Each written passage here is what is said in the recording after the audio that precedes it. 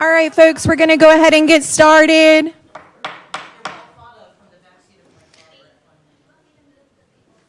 Sure. All right, folks. Well, thanks for being with us. Welcome to the March Employee Forum meeting. We're here in person in the school pharmacy, so thanks for being with us today, and welcome to the remote attendees as well. Good to see y'all. First up, we've got our interim chancellor, Lee Roberts, is here with us. Thanks for being with us, Lee. I'll let you come on forward. I've got a employee forum badge for you to have. Thank you very much. There you go. All right. Let you put that on real quick. It's always a good meeting where you get a badge. Exactly. Perfect. There you go. Thank you. Katie, thank you. Good morning. It's a pleasure to be with all of you. All the folks on Zoom, thank you. Thank you for being on, all of you in person. Thank you for coming out on a rainy morning. I'll be delighted to take questions after my brief opening remarks here, but I'm grateful to the many here who have shared advice, good wishes, and concerns over the last several weeks. And since I last joined you in that Zoom meeting a few weeks ago, our campus has been full of exciting things. So our Student Ethics Bowl team recently became national champions, beating out 35 other schools. We announced the dean, as maybe you saw, for the new School of Civic Life and Leadership. He'll be the director and dean, and the school's officially launched a minor for the fall. We also announced 2 new undergraduate degrees in data science being offered for the fall, and that was approved by the Board of Governors last week. Hopefully some of you were there last night when our men's basketball team beat Notre Dame on senior night by 33 points. I had the chance to congratulate R.J. Davis after the game, and I very much enjoy speaking with him because he's the only guy on the team I can look in the eye. The women's basketball team plays their first ACC tournament game tonight, and I feel like I reached a milestone on Monday when I handed out 500 Chick-fil-A sandwiches in the pit, which took 17 minutes. I thought it would take a little bit longer than that, and my favorite were the students who came through the line holding their Bojangles bags to get the Chick-fil-A sandwich. I've spent a lot of time meeting faculty, staff, students, and alumni, and trying to listen as much as possible. You all know better than anyone that there are plenty of competing visions for Carolina. But those visions all share an interest in making the place run better, attracting and keeping exceptional staff, and staying true to our educational mission. From those conversations, a few themes are emerging.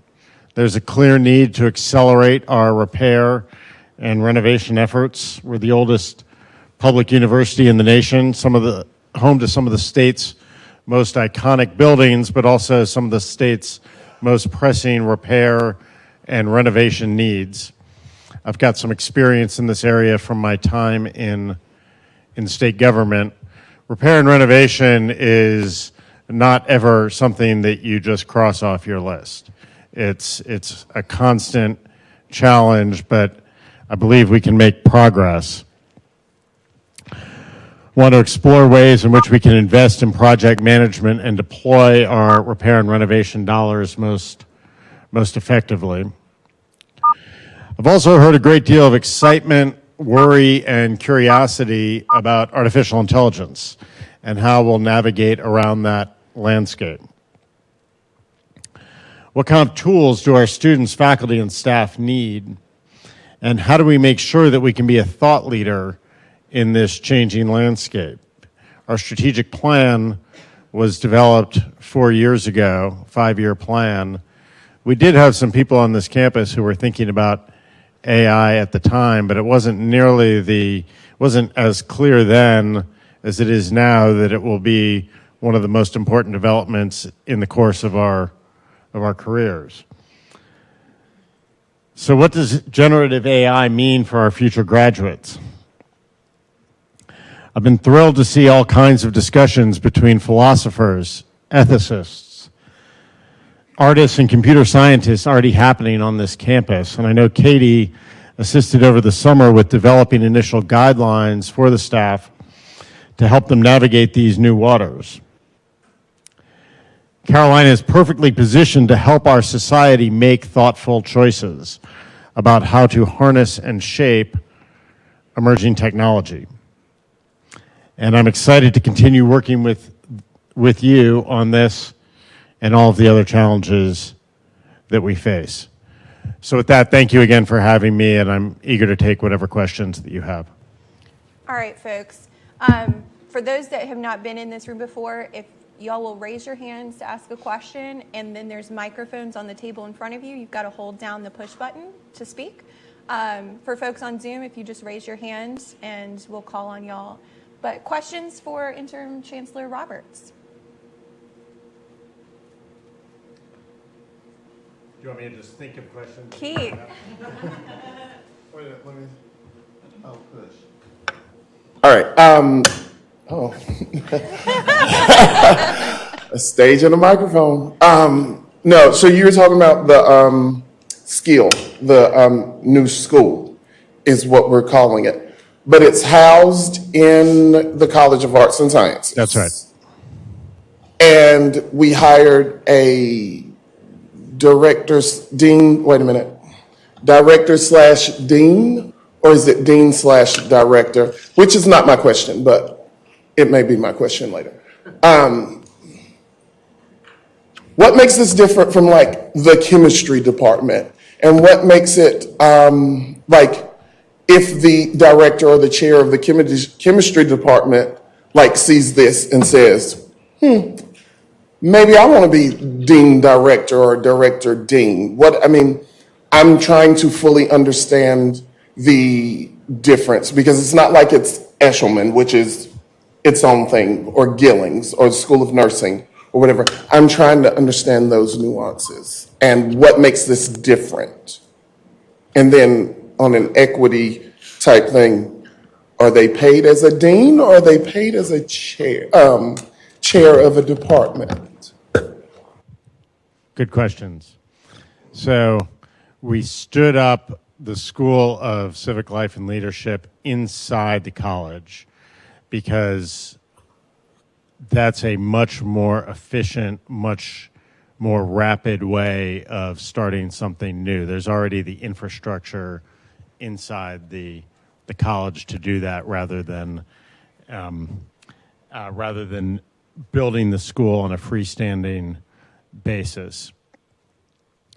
And we have significant funding for the School of Civic Life and Leadership. So the intent over time, we have multiple different structures. We have institutes, we have centers, we have schools, we have departments. The intent over time is for the School of Civic Life and Leadership to become more independent and look more like a freestanding school. But the key there is over time. So the important thing is that it's staffed up and has significant instructional capacity and is able to offer a broad range of coursework. And as I mentioned, there'll be a minor available for the fall, and we intend to continue to build that out. In terms of how the new hire, Jed Atkins, is paid, as you know, deans are all paid a range of, and directors for that matter, paid a range of different salaries. So it's not like there's one number that every dean receives for being a dean. I'm not sure if that answers your question or not. That works. All right. Next up, Elizabeth.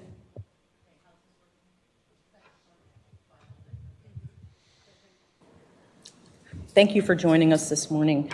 I'm going to try very hard to word this succinctly. Are there plans to evaluate with the intention of mitigating this historic burden of understaffing? I am talking at other levels of leadership than what we see as the top. And I don't want to striate or stratify those levels because I believe there are thought leaders everywhere. But there is a significant burden on understaffing that I don't think more machinery, more platforms, or even AI will make better. And this comes up a lot in our forum, and I'm wondering if there are plans to take a serious look at that to develop some serious designs. I know a lot of the staffing resources are controlled at the state level, but we cannot let this go unmentioned and unasked. So to be clear, I didn't mention AI in the context of as a substitute for I didn't mean that you Yeah. did. I just mean that it's part of what we're going to expect to look at. Sure. And I think there is a conversation about how we deploy AI internally. I think the broader conversation is about what our strategy is for AI as a research focus.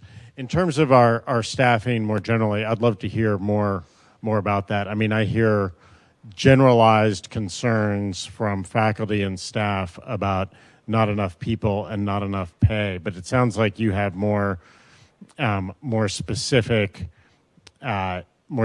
data, or at least a more specific interest. So I'd be happy to talk more about that.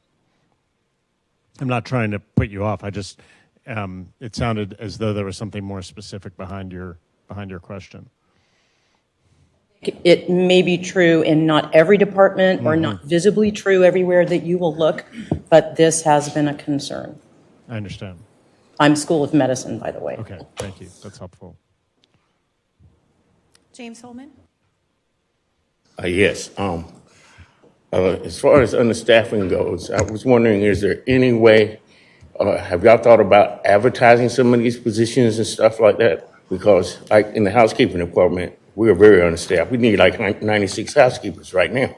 Okay, they're not promoting these jobs. I mean, I noticed they just put out a little small commercial on TV, but nobody knows about this. None of the staff knows when they're putting on membership drives and stuff like that. So we can tell people to come. So is there anything, do you have any idea, any way for them to be able to promote our positions a little bit more so we can get it out there? Because we really need help badly. I didn't realize that the jobs are posted, right? And you're saying just publicize them better? Yeah, most of those jobs are being posted, they're posted internally. They're not going out to the general public.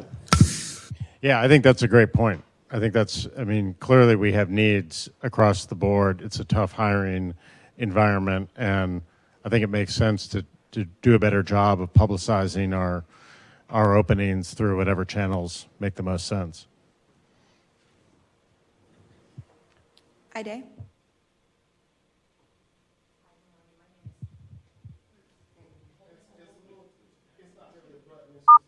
Right there. Thank you, Keith. You're always looking after me. Good morning. My name is Aide Marchese, and I work for Campus Recreation. And I am going to continue on that same topic about understaffing. But before I ask my question, I want to share something with you. I recently had a mental health crisis that affected me, my bodily functions. I developed chronic sleep disorder due to the stress of being in a department that's understaffed, working overtime hours, in some cases just trying to be able to work on my own time, not coding the hours. And it not only impacts a person on the job, their well-being, but also the people that are going the extra mile because we love our jobs and we love our departments and our students. When we go to the extra mile to get the job done, we're not being taken care of. First, we're not being compensated as people that are in the same market in the private sector. And then there is lack of empathy. And sometimes in our effort as humans, we are doing the best we can. But what are your plans, or what are the plans across the university to take care of the people that are doing the extra work, that are wearing 2-3 hats to get the work done? They're not being compensated. We are tired. Our work life is bleeding into our personal lives. What are the plans to take care of the people that are holding down the fort in the meantime because of the understaffing? Yeah, I certainly hear what you're saying, and it's not the first time that I've heard it. So I'm sorry to hear about your situation. There's, I think, 3 parts to the answer. One is addressing the understaffing challenges, and we do have a lot of jobs posted. I think the idea of getting the word out more broadly is obviously a good one, and we'll follow up on that. On compensation, there's obviously a limit to how much control we have over compensation. We had the across the board pay increase from the General Assembly.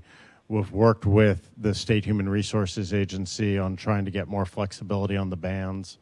But as you know, and as I know from my time as State Budget Director, it's a pretty rigid system on how job categories are banded and what those bands are paid. And we actually have more flexibility in the university system than the rest of state government does, but more flexibility would be helpful, and we're working with them on that. And then the third point, I think, is really around wellness resources generally, and mental wellness in particular. So there's actually there's more to be done, no question. But one of Kevin Guskiwitz's enormous accomplishments was making a tremendous investment on the mental wellness, into the mental wellness resources on this campus. So I perceive in talking to people that there's not as much awareness of them as there should be, maybe as there could be, but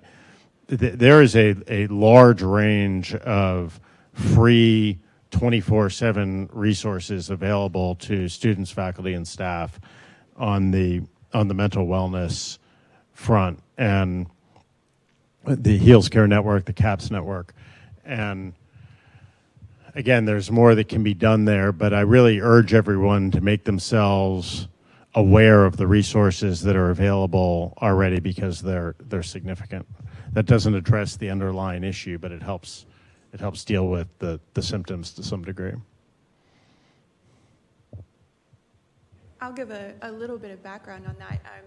Staff were really passionate about the areas of mental wellness and mental health. Back when we had the mental health summit under Chancellor Guskiwitz's leadership, there was about 700 attendees of that Zoom session, and over 500 of them were staff.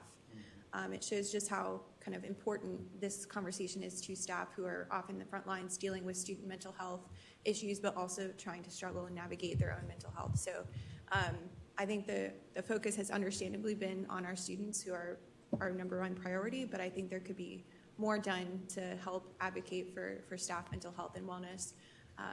Increasing the use of those wellness days. We can't give staff days off for HR reasons, but just encouraging no meeting days and encouraging kind of a top-down use of those wellness days, I think it's going to be a good way to encourage staff wellness. By all means. And if there are other things that can be done on that front, Katie, let's you and I talk about it. Let's talk about it with whomever the appropriate group is. Lori first, and then Michael. You mentioned repair and renovation of buildings. Sorry. Deferred maintenance, basically, that we've been dealing with for many years. Poe Hall at NC State is a cautionary tale about this and the very real human consequences that this deferred maintenance can have on people. I work in biology, so Wilson Hall is an acute example of this issue. I feel like more than just telling us that it's a focus, we need more assurances, details, plan, timing, things of that nature. Yeah, I agree. Katie and I talked about this earlier this week. So obviously a significant focus for us. I've spoken directly with Chancellor Woodson at NC State about this. Our CFO has spoken with their CFO about it. What I mentioned to Katie was that the faculty council has our head of environmental health and safety coming in to answer the more nuts and bolts questions about it, and I'd encourage this group to do the same thing. Have her come in, and you can ask her detailed questions about it, but certainly something that everyone's aware of and paying attention to. We've got a survey of all of our buildings that were built in the relevant time period underway now. As I say, we're working with NC State to understand what they've learned there, so it's clearly a priority. And I do plan to invite Kathy Brennan to our April meeting so that she can share the similar updates at Faculty Council with us. Michael, go ahead. I'm Michael Williams. I'm the Network Security Team Lead for the Information Security Office. I'm not relating this to get an answer. I'm relating this so that you'll have a sense of some of the understaffing issues. If there's a team of 3 people and one of them leaves, the other 2 end up doing 150% of a job for no more money while that position sits open for 6 months while we wait for there to be the right applicant to come along, especially in the more specialized fields that staff do. It can be very difficult to staff. In the meantime, those 2 people become radically more burned out and a lot more likely to quit themselves. There isn't anything you can do about that, but if you're going to be the interim chancellor, you need to know that that's what's happening. In the meantime, there was a new position created in the Information Security Office a few months ago. It was the first time in years that I can think of that we had a new position created specifically to help take the load off of some very overworked staff. The pool of applicants that made it through HR to be considered for interviews was so large, on top of the work that the people running the committee were already being asked to do to cover for all the work that needed to be done that led to the creation of a new position. They spent weeks having to go through over 150 resumes on top of all their regular duties. And at the end of that time, when they had identified a pool of candidates, a lot of those people had moved on to other jobs and just weren't interested anymore because it had taken so long to even be considered. So there's a real problem of the amount of what's being asked of us and the amount of people to do it. As a team lead, if I sit down and look at the projects and the work expected of my team, and I divide it up based on the hours in a week, most of my team is doing something like 140% of a position. It's clearly a significant challenge, and while we have understaffing across the board, it is nowhere more acute than in information security, and that's recognized across the system. I've talked to other chancellors at other system schools about that. There's tremendous demand for what you do, and it appears that there are just fewer people generally who do it than there is demand for it, and it can be done remotely. So one of our system schools lost most of their information security specialists to the California system. Those people aren't going to move to Berkeley, California, where the system is based. They're going to stay right here in North Carolina and work for the UC system. And it's a tremendous challenge. And you're right, hiring is you have a vacancy, and then you need to spend a bunch of time hiring. You want to make sure you get the right person. The temptation is to hire somebody too fast just to get somebody in the seat because you need somebody and you don't want to spend a bunch of time on the process, but you hire the wrong person and you've just got a new problem all over again. So there's no question that it's a challenge. I do think that challenge in particular is especially well recognized, and I think there's, as it relates to information security, and there's a recognition at the system level that we need to look at what we pay people, obviously across the board, and in that specialty in particular, given the challenges. So thank you for that context. All right, we've got time for maybe 1, maybe 2 questions. We got some great presentations today. So Ellie and then Audrey. I'll do really quickly, just to add more context to that. I mean, the Great Resignation obviously affected us a lot. The other thing that I think contributes a lot to the burnout and the extra work that staff do are the change in our job descriptions has been massive without real actual change of our job descriptions. So folks will apply to these jobs and not truly understand exactly what is involved.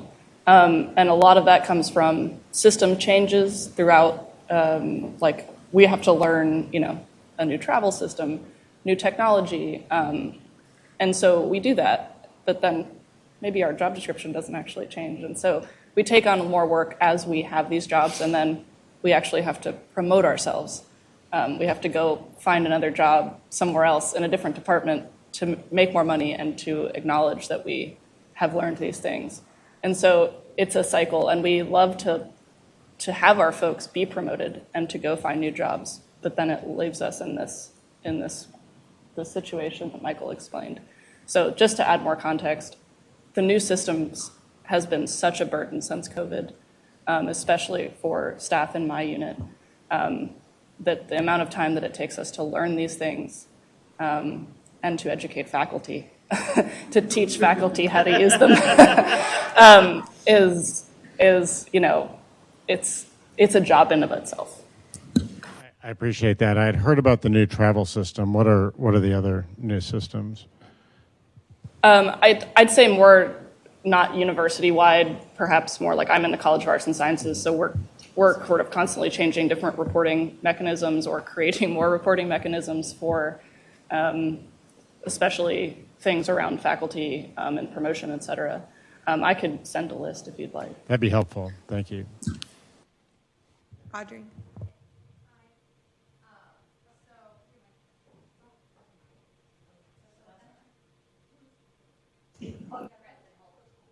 Hold. Awesome. It's like being on a Zoom call. Kind of knowing what you know about the concerns staff have about salary and staffing in general, like vacancies. I guess I'm curious, Chancellor, what levers you have to pull to kind of shepherd these along while you're in this role, like with the BOT and the BOG, and moving these concerns forward within the scope of your role? Yeah, it's a great question. So less than 8 weeks into the job, still a lot of fact-finding and information gathering.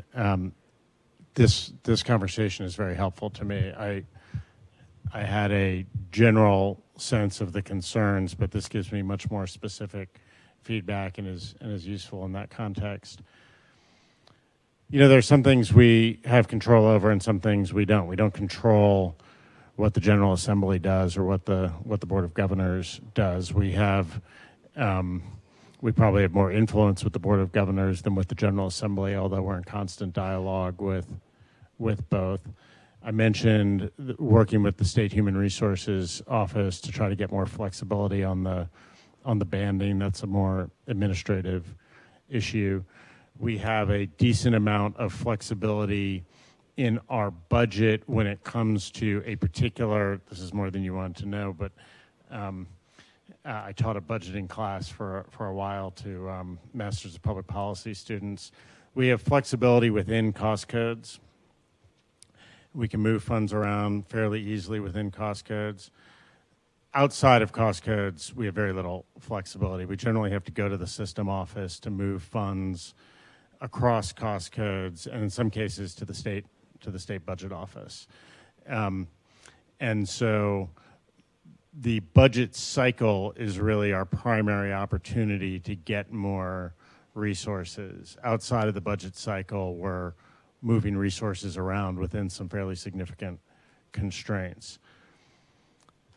We have it. We're in the short session is coming up. The primary was yesterday. They're going to start the short session here probably next week.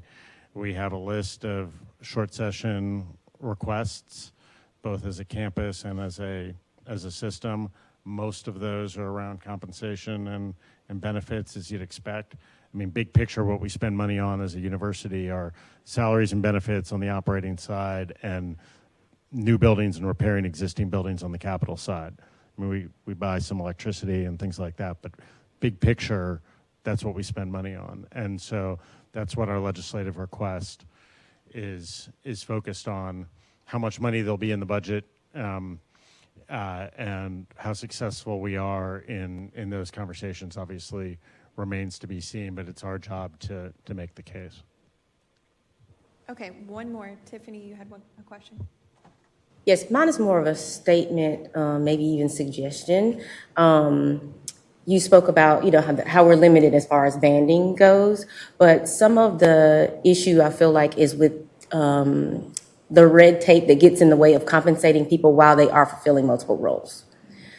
So, maybe we can't expand the person's salary permanently, but while you have this empty spot waiting, clearly there's money for that position to compensate those folks who are covering for that job. I don't know what that looks like HR-wise, but I know that there's a lot of hoops to have to jump through in order to kind of make that happen. I personally have just switched to the provost office from another department, and being able to still help provide some support because of the shortage, there was a lot of red tape to even make that happen. And I was already a university employee in the system. So just kind of eliminating some of that red tape if possible to temporarily compensate folks for that extra work that they were doing would be helpful. I appreciate that. And red tape's a problem everywhere you look. It's the urgency of academia meets the efficiency of state government.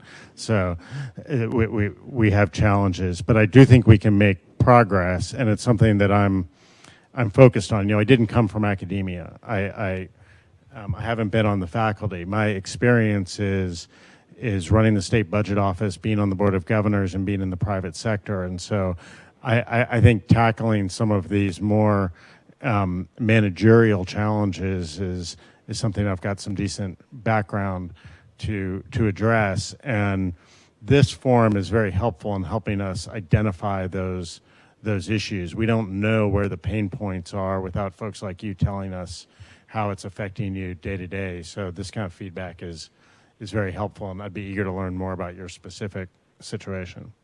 Thank you. Thank you so much. Thank you very much. I appreciate it.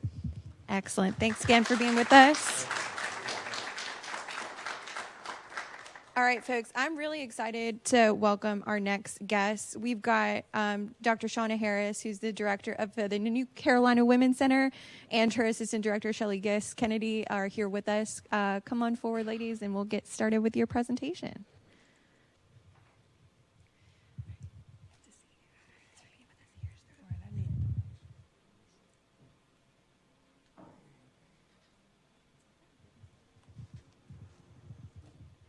Hi, everyone. Oh, you can. It sounds like I can't hear myself. Keith, really, I love you. Hi, everyone. Thank you so much for having us. I'm going to go very quickly, as I know that we have other presentations that are behind us. Some of you we do know from previous positions that we've had here at Carolina, but for those of you who don't know us, my name is Shauna Harris, and I serve as a director. And I'm Shelley Kennedy, Assistant Director. Happy to see you all today. So we want to talk a little bit about the Carolina Women's Center. It has a long history here at the university, and this is a reintroduction of sorts. So due to some staffing changes, the Women's Center was on a bit of a hiatus, and we have now stepped in as new leadership to really reinvigorate the space. And this is a great opportunity to hear from you all about what you want to see from a women's center on campus. We want to think about what does UNC need from a women's center space in 2024. So our goals are to really focus on that gender equity piece. And yes, we are a women's center, and we want to really address the needs of women on campus. And we also want to celebrate gender in all of its forms. And we recognize that gender equity is something that affects people of all genders here on our campus. And so we want it to be a place where we're ensuring that there are no gender-based barriers to anyone's success, whether that person is seeking academic success as a student or professional success as a staff member, success in their research and their professional development. And so we're here to support all student, staff, and faculty here on campus. So who are we right now? So we have a group of student leaders as well as one of our Chancellor's Fellows who is working with us this spring to help us with programming for the remainder of Women's History Month as well as April and May. What that also means is that Shelley and I have been very busy since the start of the spring semester to work with various people across the state, across the campus. We are working with some folks across the state when we think about strategic planning, but we're working with campus partners as well as community partners to think about what is our spacing to look like. We are working with, I would say, former folks who have been very integral to the success of the Women's Center to just really determine where have we come from as well as where do we need to go. So these folks that you see here on the slide are the folks that are working with us presently. We are also going to be hiring for positions as we grow and expand. So we're looking to have a program coordinator as well as a business services coordinator to kind of help us with administrative and additional future planning. So, what have we been doing? It's Women's History Month, and there is a communication that will come out hopefully before the end of this week where you will see more in depth about the work that we have been doing. Like I said, we have been working with our student leaders to have programs for this month as well as next month. We have, if you haven't already started following us, start following us. We'll have that information at the end of the slide deck. But right now we are spotlighting trailblazers that have paved the way here at Carolina, faculty, staff, administrators, students, athletes, and we'll be doing that throughout the month of March. We also will be having what we call CWC Campus Connections tabling. So a part of this relaunch is to really reintroduce ourselves to the campus, to the community. And so we will be at Wilson Library. We will be at the Pit. We're here because a lot of you, we wanted to hear from us. And so we wanted to make sure that we are in the spaces so folks will know that we are back and that we want to hear from our campus partners. Shelley and the students are also working on a women's history walking tour, and more information about that is coming out. And if you Heal Life, for those of you who don't know, is one of the platforms that we will be using outside of also our website to advertise our programs, but more information about those programs will be on Heal Life.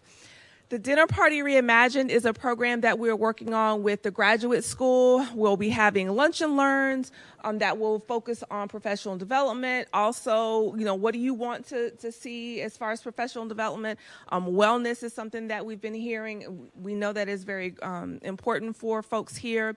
Our students are working on a podcast discussion, podcast post discussion, and then also we will be having what is called CWC Coffee Hours, where campus partners, students, faculty, staff, that'll be an opportunity for you to come and have a more informal opportunity to network and engage with us.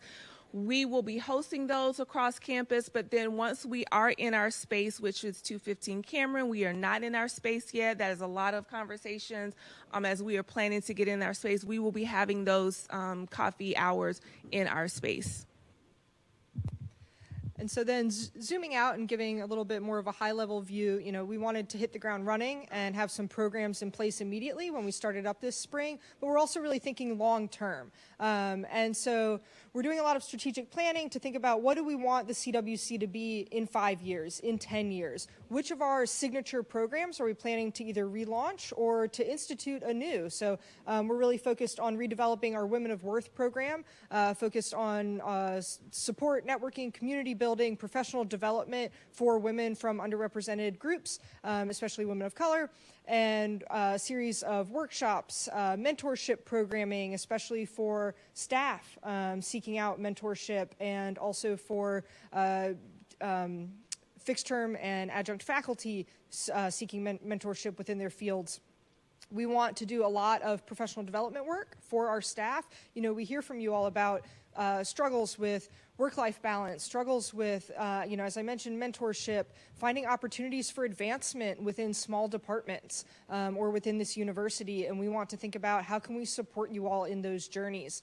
We want to create a community here on campus. We want to create, yes, a physically, supportive space as we move into our office, but also a more nebulous sense of space where there is camaraderie and connection and support for folks here on this campus.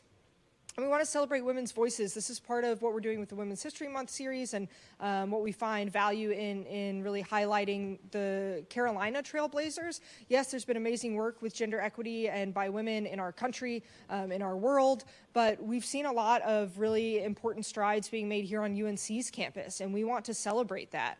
And we really want to focus on these intersectional perspectives, so recognizing that there is no one-size-fits-all in terms of someone's experience as a woman here at UNC. And so we want to recognize all the ways in which people's other identities affect how they engage with this campus and how you function as an employee or as a student.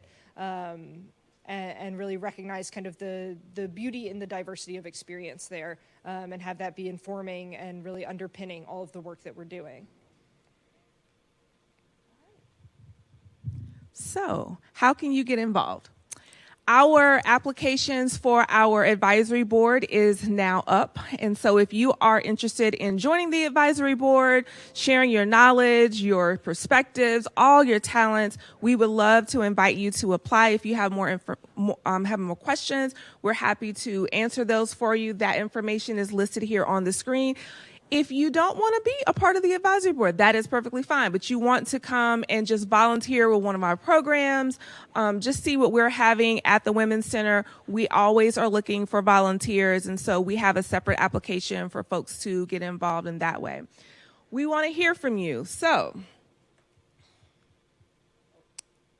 what? You have one more thing? No, I was just going to say that specifically with the advisory board, we are holding space for staff on that. So yes. Representation from staff, faculty, students, alumni in that space. We want it to be really representative of everyone who we're trying to serve here on this campus. And so we want staff input and we want staff representation in that space. So I don't know if we have time for questions, but we do definitely. I have the first question. Sure. So I'm going to steal the spotlight here. So given the new structural changes, it's a new women's center. Just curious, the Haven training that's been a great resource, is that going to be housed with y'all? And similar question, the gender violence services coordinators that are here at the university, kind of what's the new structure look like for those services moving forward? So the gender violence services coordinators and the Haven training that is associated recording in progress. Is they will continue to live under VPAS, Violence Prevention and Advocacy Services, which is a department under the Student Affairs umbrella. And Haven Training has recently kind of shifted under the management of the GVSCs, and so they are leading that this semester, and VPAS will continue to house that training. Other questions? Arlene, then Ellie. I am directionally challenged. Where is 115 Cameron? 215. Don't go to 115. I don't know what's there. 215 West Cameron is next to the Asian American Center, the American Indian Center, the Carolina Center for Public Service. If you're familiar with the campus community gardens, it's down that tiny street on Wilson right there. So at the corner of Cameron and Wilson across from Granville Towers. Have I appropriately oriented everyone? It is a charming, yes, as we talk about renovations, it is a historic home, lots of charm, but a little bit of TLC needed. Arlene is literally our liaison to the community garden, so that you mentioned that. Oh, that's why you have a little bit of familiarity. You were being facetious. Yes. So this is not really a question, just you mentioned mentorship and especially professional development, so two sort of things about that. I am the co-chair of the Professional Development and Education and Professional Development Committee on the forum. Oh, so we'll be talking. Yeah, we would love to be involved or, maybe partner on some things. And then mentorship is a thing that I have been involved with some other folks in the College of Arts and Sciences and would love to hear and just gather information about how to make those kind of things work. Yeah. There's not a lot of that for staff at the university, even at other higher ed institutions like in the country. So I'm just really happy to hear you talk about that. Great. Charlie, you had a question online? Yes. Hi, everyone. For the advisory board committee, will the meetings be via Zoom? I am not on campus, but I would love to be involved if I could Do you have any more information for it? Yes, we will have a hybrid option because we are very flexible and we understand that there are different dynamics that have happened since we have come out of this pandemic. So we want to make sure that our opportunities are accessible for all. So we will be having a hybrid option for meetings for the advisory board as well as any other meetings that we have. I don't want to point, but other folks have questions. I just saw Time for hands maybe raised. one, maybe two more questions. Rebecca? So I know the landscape has changed a little since the center went on hiatus. In particular, the landscape of that intersectionality piece. We have a lot of students and staff who identify as transgender and also non-binary. And while there is the LGBTQ center, there's also they're also struggling to find, especially non-binary folks, and that a space. And that I think that intersectionality piece is particularly important with transgender and non-binary folks, and where they can fit on this campus, find support, find development. That's a great point, and we will be working with our colleagues in the LGBTQ Center to ensure that we are providing a holistic, supportive environment, but that is a part of what we're thinking about long-term planning, like who do we need to be as the Carolina Women's Center moving forward? And that is where the strategic planning is going to come into play. What is our mission, our vision, and our values need to look like? And who is our population that we need to serve? I think historically there has been a strong focus on undergraduate students, but we will be serving faculty, staff, students, community partners, and ensuring that that gender equity piece meets the masses. And so that's a great point. And thank you for bringing that up. Hello, Todd Hucks, School of Medicine. I believe that y'all's center used to take care of the lactation rooms in our buildings, but I didn't see anything about that. Do y'all plan on picking that program back up, because that's the easiest way for women to usually find it, or a good place or a good resource to start at? And I didn't see anything listed that. So do y'all plan on taking that back over again? So we've been in conversations with EOC, and so EOC right now has been leading that effort, and so we will be working with them. That doesn't necessarily mean that we will be taking that back on, but those resources about the lactation spaces will be housed on our website. But from a compliance standpoint, EOC has taken that responsibility on. Mm-hmm. Okay, one more quick thing. So we have a short little survey. If you could just click the QR code for those of you who did not have an opportunity to speak, scan it, submit your comments, your feedback, other information. Thank you. Thank you. We really appreciate it. And we're sharing our screen, so for folks online, you can use the QR code.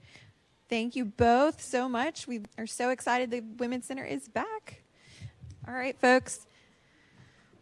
Next up, I know everybody has been waiting for this most anticipated presentation about parking. Cheryl Stout is here with us. Woohoo! So thank you for that. Thank you for that warm welcome. I hope that I'm able to get through this and we can do this in a friendly way. I know transportation and parking always generates a lot of campus passion. So thank you for having me. I'm Cheryl Stout. I'm the Executive Director for Transportation and Parking. I know many of you, worked with many of you over the years.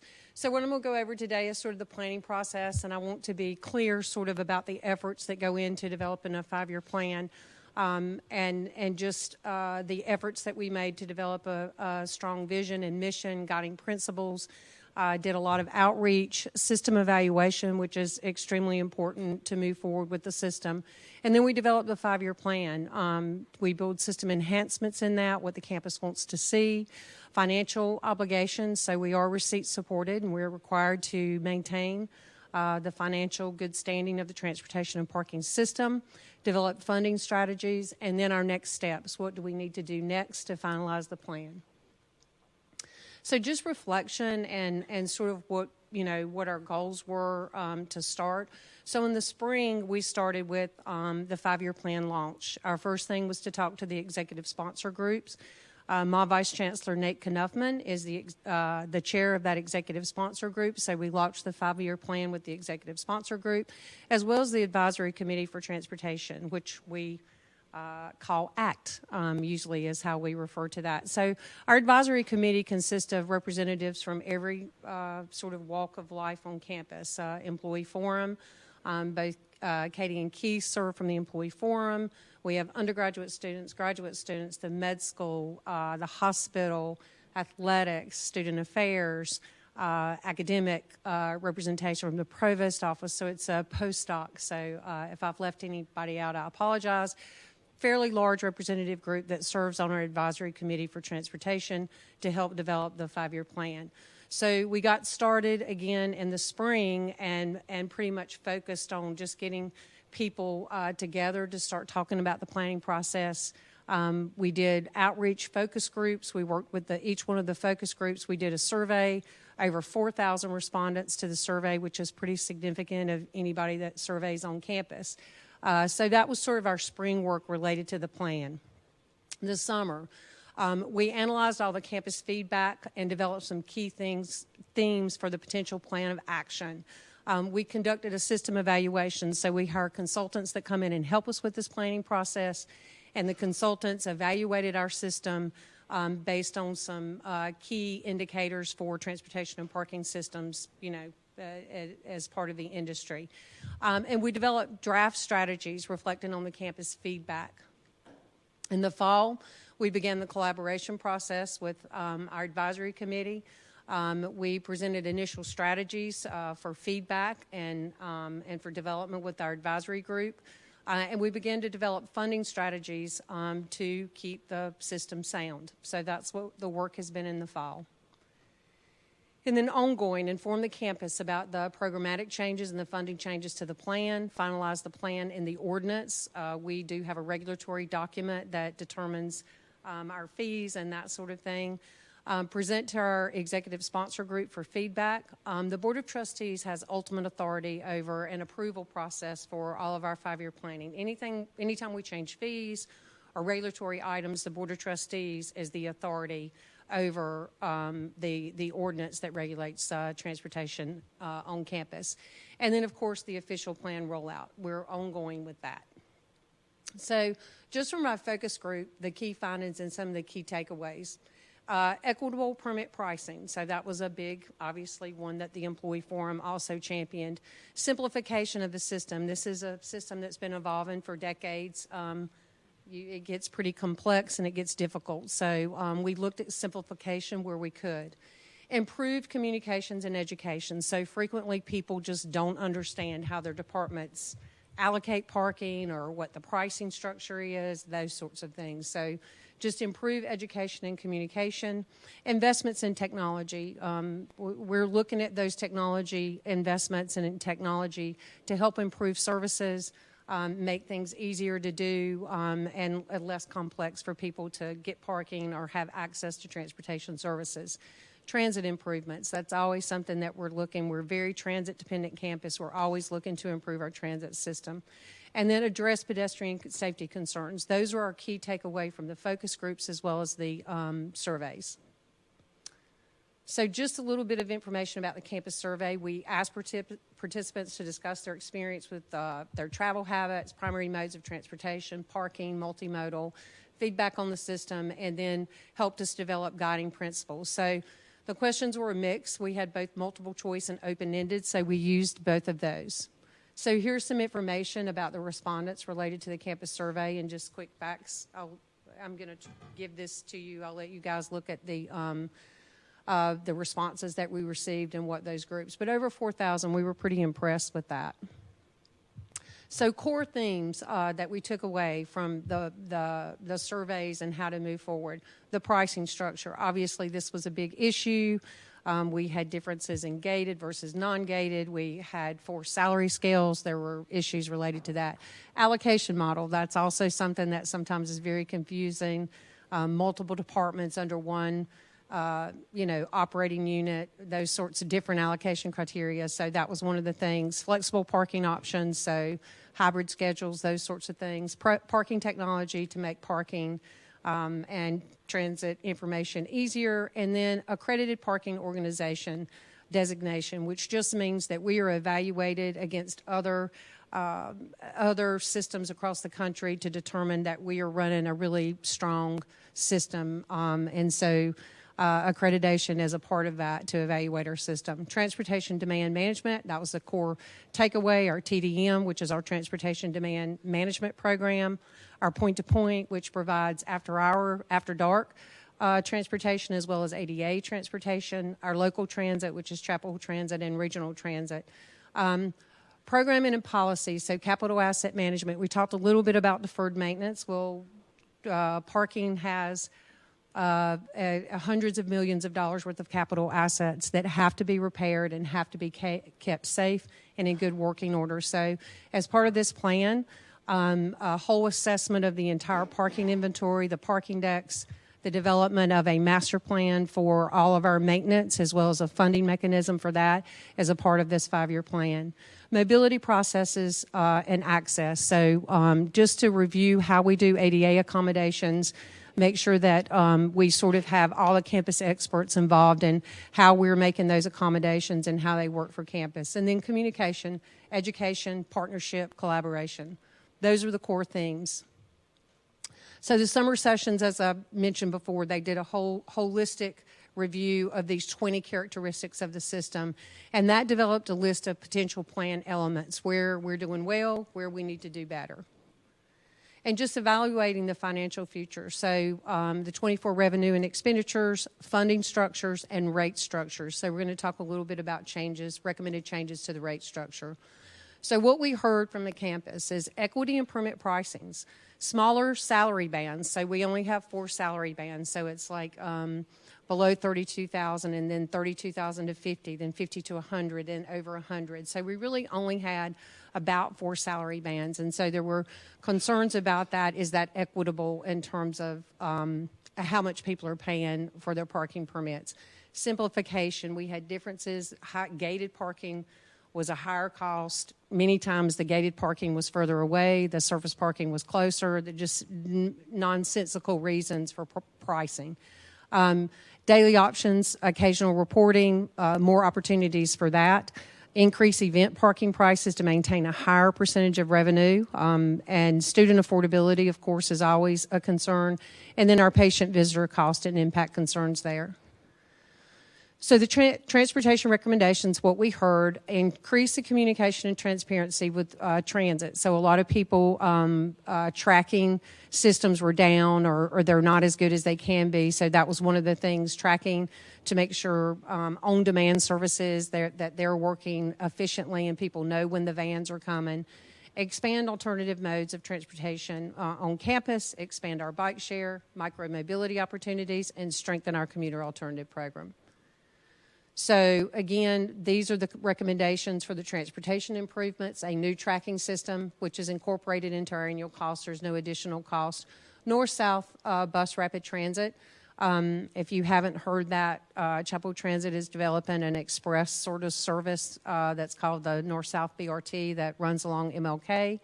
And that's a significant project that Chapel Transit is working on to improve transportation services in the community. And then fleet electrification, that's a big thing with Chapel Transit, and they're bringing electric buses on. P2P, which is our internal service, fleet electrification, new tracking systems. Regional transit, we are introducing fare-free. The fare-free at boarding with Go Triangle has been suspended since COVID. They are returning to fares, and they're going to be charging the university again, which we will be picking up those additional costs again. But we're also recommending regional transit opportunities for our residential students who may not have cars here and may not be able to bring cars here for due to parking availability. And so just our transportation demand is always a big part to expand our regional transit, our bike share incentives, bike infrastructure, and the commuter alternative program. So parking recommendations. So our capital asset management is a very big part of our budget, and it's a big part of this plan. But maintaining and operating clean facilities, ensure facilities are in good repair. Parking decks are expensive to maintain, and this maintenance master plan that we've done will ensure that maintenance is being completed on the facilities, both surface lots and parking decks, in the way that it should be to maintain these facilities. Flexible parking options, allowing people to reserve parking in advance, expanded hourly, daily, weekly options for hybrid schedules. Leveraging technology to operate efficiently, just space finding software, especially in patient visitor decks like the Dogwood deck for the hospital and the med school and dental school. Simplify parking assignments for departments. So the allocation process is very confusing for people. So one of the recommendations is to simplify that for campus. And then communication of available parking and transit availability. That again comes back to messaging, making sure people, if they're coming in, they know where they can park, if it's just a daily or occasional use. And then safety. So a big part of this plan also includes upgrades to our camera systems and to our lighting systems in the parking. So just, again, parking recommendations, leveraging technologies, license plate recognition, parking guidance, and TNP IT support to really evaluate all of our systems and to make sure that we're using the best technology we can to provide services here on campus. So pricing structure, again, what we heard, equity and permit pricing, narrowing the salary ranges, similar percentage impact to salary. That was a big part of what we heard and heard from the employee forum representatives. Cost value of parking types. So again, I mentioned the gated versus surface parking and the difference in those costs and how much more the gated was than surface. So that was one of the things that were addressed. Cost to employee that report full-time versus hybrid commuting, incentivize the commuter alternatives, and then the daily options, occasional reporting is one of the things that we'll be working on to make sure that we can use this availability for people for occasional use in a much more dynamic way. Again, increase the parking prices, the event parking prices for a higher percentage of revenue, and I believe that was one of Katie's recommendations, which we tried to do that as part of the plan as well. Then student affordability, patient visitor cost concerns. So this is how we came up with the pricing recommendations. So for the transportation, we fund transportation and parking separately. So there's a definite funding strategy for transportation. And so we pay for transportation services with the DTF, which is a department transit fee. All of our transit is fare-free at boarding, but it's not free. It's paid for by fees. So each department pays a fee per million of payroll, and then students pay a fee, which supports Chapel Transit, regional transit, and point-to-point fare-free at boarding. So we approached that funding or those recommendations we do have some reserve for transit. During COVID, we didn't pay Chapel Transit what we normally would because services were cut. We didn't pay Go Triangle. So we used that reserve to help offset future cost projections, both to the DTF and the STF. So the existing funding for the DTF is that each department pays $3,000 per $1 million of payroll, and the DTF represents 52% of the funding for all the transit cost. The student fee is $205.30, which is paid by each student on campus, and that represents 48% of the entire funding. Over the course of the 5-year plan, we would need an additional $11.9 million to fund the transit services over the course of that plan. 1.9 are part of the enhancements that I talked about earlier for transit, and then the total deficit would be $13.8 million, or what we need to earn to be able to pay for the transit services over the course of the 5 years. So the final recommendation came down to use the $2.7 million in COVID reserve, of course, to reduce the cost, and then the DTF would go from $3,000 to $3,379 per million. The student fee would go from $205.30 to $237.54. Those price increases would take effect the first year, which is FY25, and then they would remain static for the remainder of the plan. And that is to support all the fare-free at boarding transit. So the parking funding strategy. So this is a little bit more because it deals with each one of those structures. So the employee parking permit ranges currently run from $234 to $2,355. There were 18 permit types, 4 salary bands, and 72 pricing points, which is why people think it's confusing. Because it is. And so the annual permit revenue from employee parking is $9.2 million. So the proposed strategy, as I've mentioned before, was to remove this difference between gated, remove the flex permits. And the permits range in this new pricing range from $200 to $4,780 for the scales. There are 4 permit types, and there are now 10 salary bands, so we expanded those salary bands. 13 pricing points, so we went from 72 to 13, which should help simplify. And then, and we just about are revenue neutral. We're only a difference of $100,000 in additional revenue with this new plan. The student permit ranges 176 to 454. There were 10 permit types. And then also there's a $10 weeknight parking fee for students. Student revenues are about $2.1 million. So the new recommendation moves that to the permit ranges become 158 to 405. There'll be 3 permit types instead of 10. And that actually sort of ended up making about $200,000 less than the previous revenue structure did. Event parking is only 9% of the revenue now. This is men's basketball, football, baseball, women's basketball, Memorial Hall, all of those types of events. There was a maximum of $10 or a maximum of $20 for event parking, and we moved that maximum to $100. So we can vary that. It doesn't mean we'll charge $100. We're only charging $20 now, but it gives us the flexibility if we're hosting outside events or if we want to move those prices up for specific events like the soccer match or things like that. We have the flexibility to do that on those kind of things and sort of increase our event revenue earnings. So visitor parking, no changes to visitor parking on North Campus through the whole plan, and then South Campus goes up by 25 cents in like 28, 29, the last year of the plan, which creates another $900,000 in revenue. Those South Campus rates have been at $1.50 for close to 20 years, so there's been very little change in those rates. We've tried very hard to hold those steady. There's quite a few different service types of parking prices, and those range from $82 to $739. About 6 different permit types or different price points. It's about $1.7 million worth of revenue. So we moved that. We maintained the 6 permit types, but we changed the rates to 2 rates. So instead of having 6 different rates, we only have 2 moving forward. Again, that was changed of about $100,000 based on the variances. But that's sort of the roundup of what the pricing changes are. And then when you look at them, again, this is the employee parking. Again, existing 12 regular permits, 6 flex, 4 salary bands, 72 pricing points. We converted the non-gated and gated and did all those simplifications. And that's 4 permit types. And so when we do that, that lost about $2 million worth of revenue. But when we built in the 10 salary bands, we were able to neutralize that revenue loss.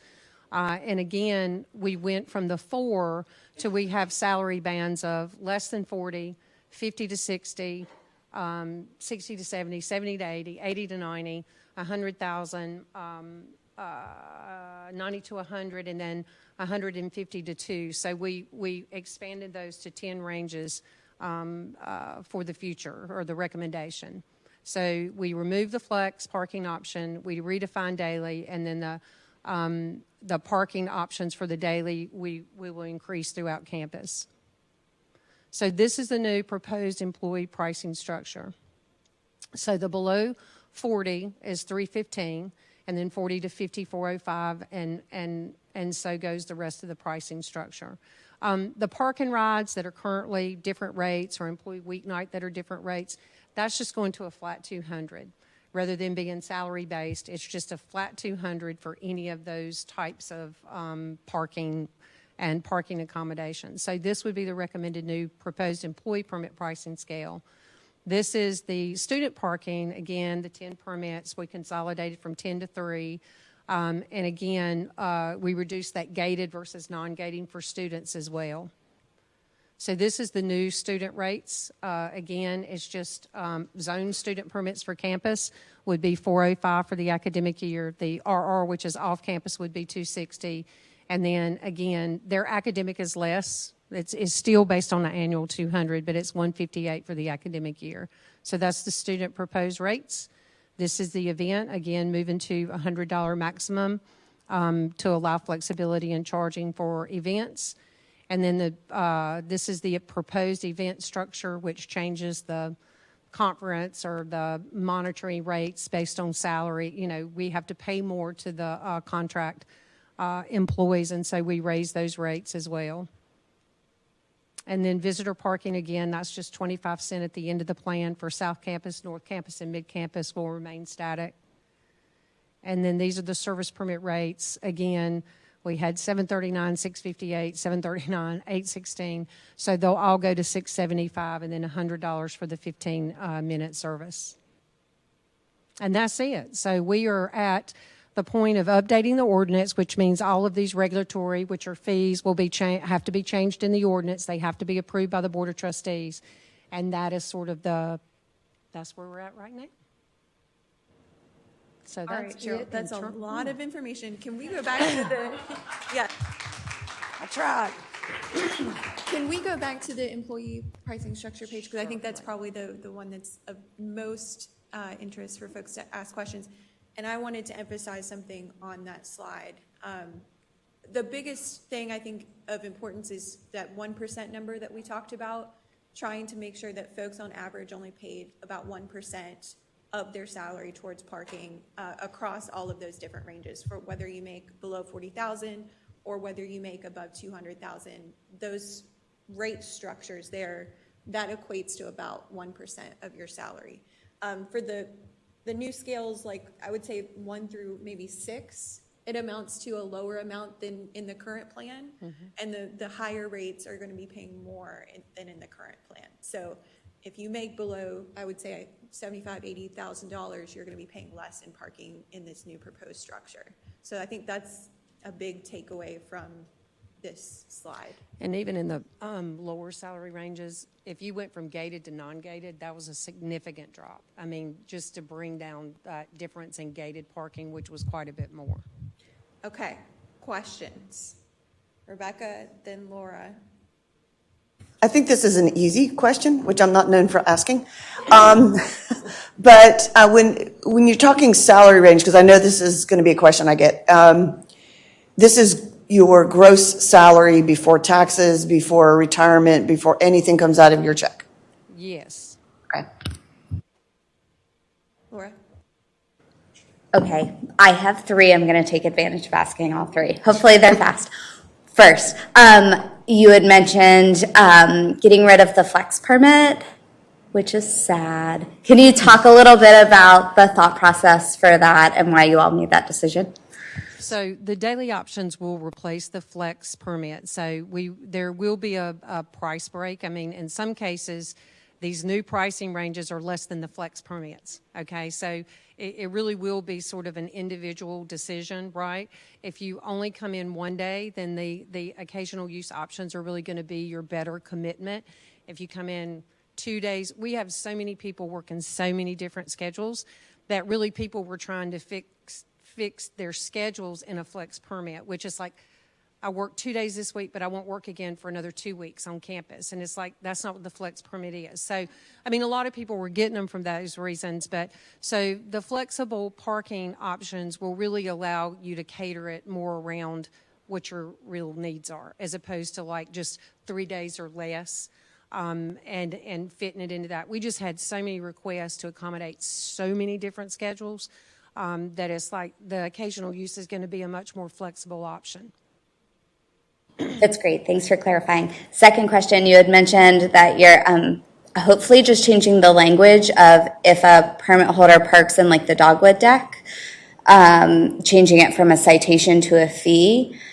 Will you still have an option of folks getting a virtual like 1-day pass if they have an appointment over there? Is that remaining unchanged? So absolutely. So hopefully with this new system, and there's some license plate recognition associated with these systems. So if it is an employee that's sort of taken patient parking or sort of that may have been sort of using the frailties in a very ancient system to like switch tickets or do other things to avoid that access, then that can be stopped through that. You can prevent people from doing that.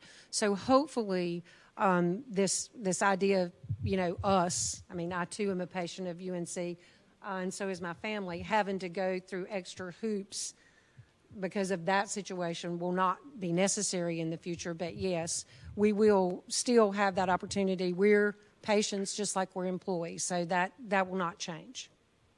Terrific. Very glad to hear that. Final question. This one's quite cuddly. Selfishly, I'm curious, when will construction be done at the Cobb deck? So that is a good question.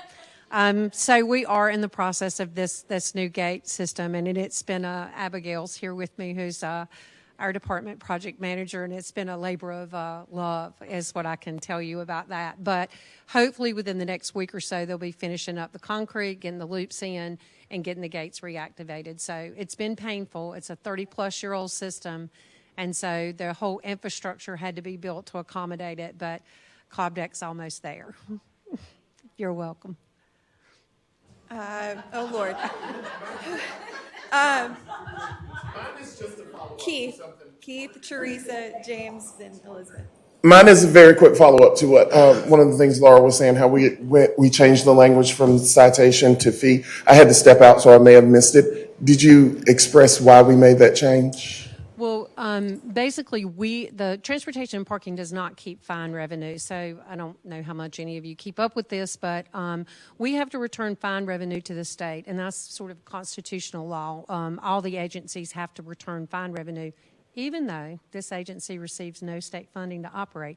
We can talk about that all day, but we don't get to keep the fine revenue, and so we have to turn that over. So we're really looking to discourage this, and if we're going to if you're going to do that kind of behavior that impacts our patient care and impacts patient access, then the money's going to come back to the system, because we have to put a lot of resources in that deck to keep patient parking available for patients. So I think our employee forum representatives pushed for that as well. Teresa, you're next. Hi, Cheryl. Teresa Silsby from ITS, formerly HR. I worked with you a long time ago with Cindy Reardon. I'm curious, this is a full-time equivalency chart, right? So if someone is part-time, let's say they're 20 hours a week, would you recommend that, they would be bumped up as a full-time equivalency, so you would go based off that, is that correct? So yeah, if they're part-time, they would still fall within under the $40,000 range. So they still would only pay $315 a year, which has an equivalency to like $1.25 a day. It's pretty close to I think $1, maybe $1.26, but it's pretty close to $1.25 a day. So yes, they would still be in that very lowest range. James? Yes, my question is, are y'all required to notify a staff member when the pricing structure changes? If somebody's parking changes, because I noticed on nighttime parking, it started off at one price, and now it seems like it's a little bit higher. I noticed I'm getting charged more. So the weeknight parking went into effect in the last 5-year plan, and it was $234 to $402 or $405, but somewhere close to that. That did not change through the course of the last 5-year plan. Okay. And it will actually go down to a flat 200 in this plan. Cheryl, I think there were some issues, in housekeeping specifically with some weird rate changes in the past couple of paychecks that maybe we need to talk offline. Yeah, because it's looking different. Overcharges, undercharges, some weird. So no, there was a issue with a file pickup. That was, a payroll file was sent, it was not picked up. We sent out messaging relative to that. Is that what you mean? It was separate from that. Okay. Yeah, I'll have to know specifically what the circumstances were. I know that we did some strange things during COVID, where people were actually working in the daytime, but it was afternoon. There were some shift changes that were straddling both daytime and nighttime, so that could be it, James. It looks like to me I'm getting charged. I used to be on first shift. It seems like now I'm still getting charged first shift prices, and I'm actually working on Did third your shift. parking coordinator change your permit assignment?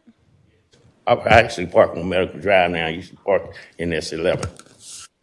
Yeah, I'll have to look. I mean, if it's a specific thing to you, James, I'll be happy to look at it. It was multiple people, and I think it's something that we need to talk about offline, because Herb and his team, I think we're looking into what was happening, because it was multiple employees Okay. in housekeeping. All right. With seeing changes in the amount that they were paying, and Okay. not related to the charging double in Okay, January. all right, perfect. Yeah, I'm happy to look at that.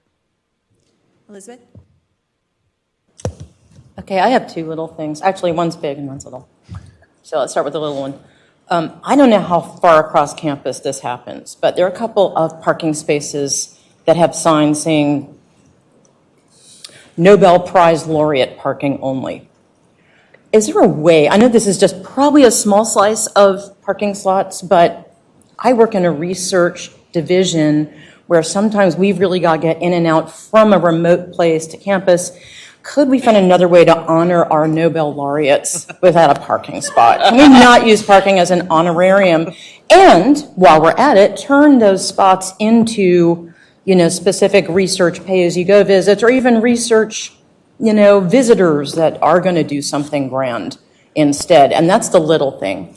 The big thing, and I'm so sorry, this is a lot of work. You guys are doing an amazing job, and your work is cut out for you.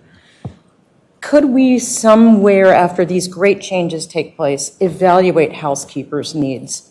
I am so privileged. I live close to a bus stop. I don't have to pay for anything. I know a lot of people under a certain income level have to travel very far these days because of housing costs. Is there a way in the future to evaluate offsetting that burden for the people that we want to work for us doing those important jobs? I originally proposed in my response to the wonderful survey you sent out to make it no cost, especially for entry-level housekeepers. But there's other metrics we can use, like single payer heads of household, distance from campus. I think this is important to include in our long-term plan. Because as we already mentioned, we're having trouble getting people in those jobs. Thanks. Sure. So just a couple of things in terms of the Nobel laureate. So that was and there are two spaces on campus. When we had the first Nobel laureate, it was a request of the Chancellor, and one that the Transportation and Parking honors. And unless the Chancellor gives us direction to do otherwise, we will maintain the Nobel laureate. It is a highly recognized academic achievement. It's a big deal for the campus, and we honor that as a service department and per the Chancellor's request. And unless the Chancellor wants us to do something different, I would say that we will keep the Nobel laureate spaces as they are. As long as the team that did the research gets to park there too. But that's just the Nobel laureate. To the issues relative to the pricing scale, all of those things were considered and discussed relative to establishing a new pricing scale. And this approach tried to speak to all of those things, including, the cost for lower end salaries and that sort of thing. So I feel like that the committee did look carefully at that. As it relates to the cost of people commuting from the outside counties and those sorts of things, I'm not sure that can be answered in parking pricing. That may be another strategy that the university adopts, but we can't evaluate every single circumstance of parking. I mean, the sliding scales, many universities from across the nation contact me about ours. We were one of the first universities to move to a sliding scale, and I think that we've done a good job of refining it as we move through these issues. So I don't think this is the final iteration, but it is an iteration, and this is these 5-year planning processes allow us to sort of reevaluate all these things sort of, again, from where we started. This iteration is going to be much different from where we started. So I'm not saying that this would be the last one, but this is the one that the group came up with that felt comfortable with.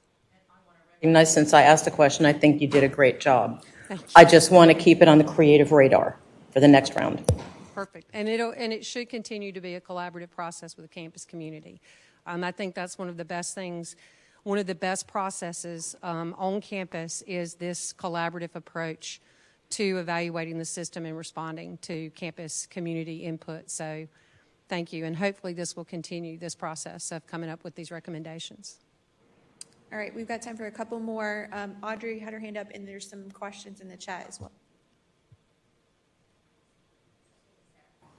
Hi.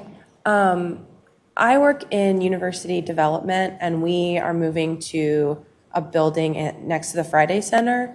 And I think all of us are flex, and we've all been asked to like update our flex permit for an April move-in date. I can't remember when you said this plan would launch, but how much kind of time will be built in for that to change? Because we're all a little bit panicked with the move in general, and I think parking felt like one thing that at least was kind of checked off the list. But if we're getting rid of the flex permits, which I think everyone has for that lot, what's the rollout timeline? So August 1st of 2024 will be when the ordinance would go into effect with these changes. I'm going to do the chat questions, and then we'll get to a couple final questions, and we're running out of time. But question in the chat from Annetta Streeter: for those decks that still require the scan of the one card, what step does an employee have to take if they forget their card and cannot access their assigned deck? They must park in the visitor deck in order to be on time and available for work. Of course, they get a citation for wrong deck parking. Please advise. So if it's gate access, there are two options. I mean, if you have a UNC-1 card, then yes, you will have to have the UNC-1 card. If you don't have that for gate access, you will have to go for a temporary parking option. But there's also a mobile option for your UNC-1 card if you don't want to carry the physical card. Now, once you choose the mobile option, that's your option.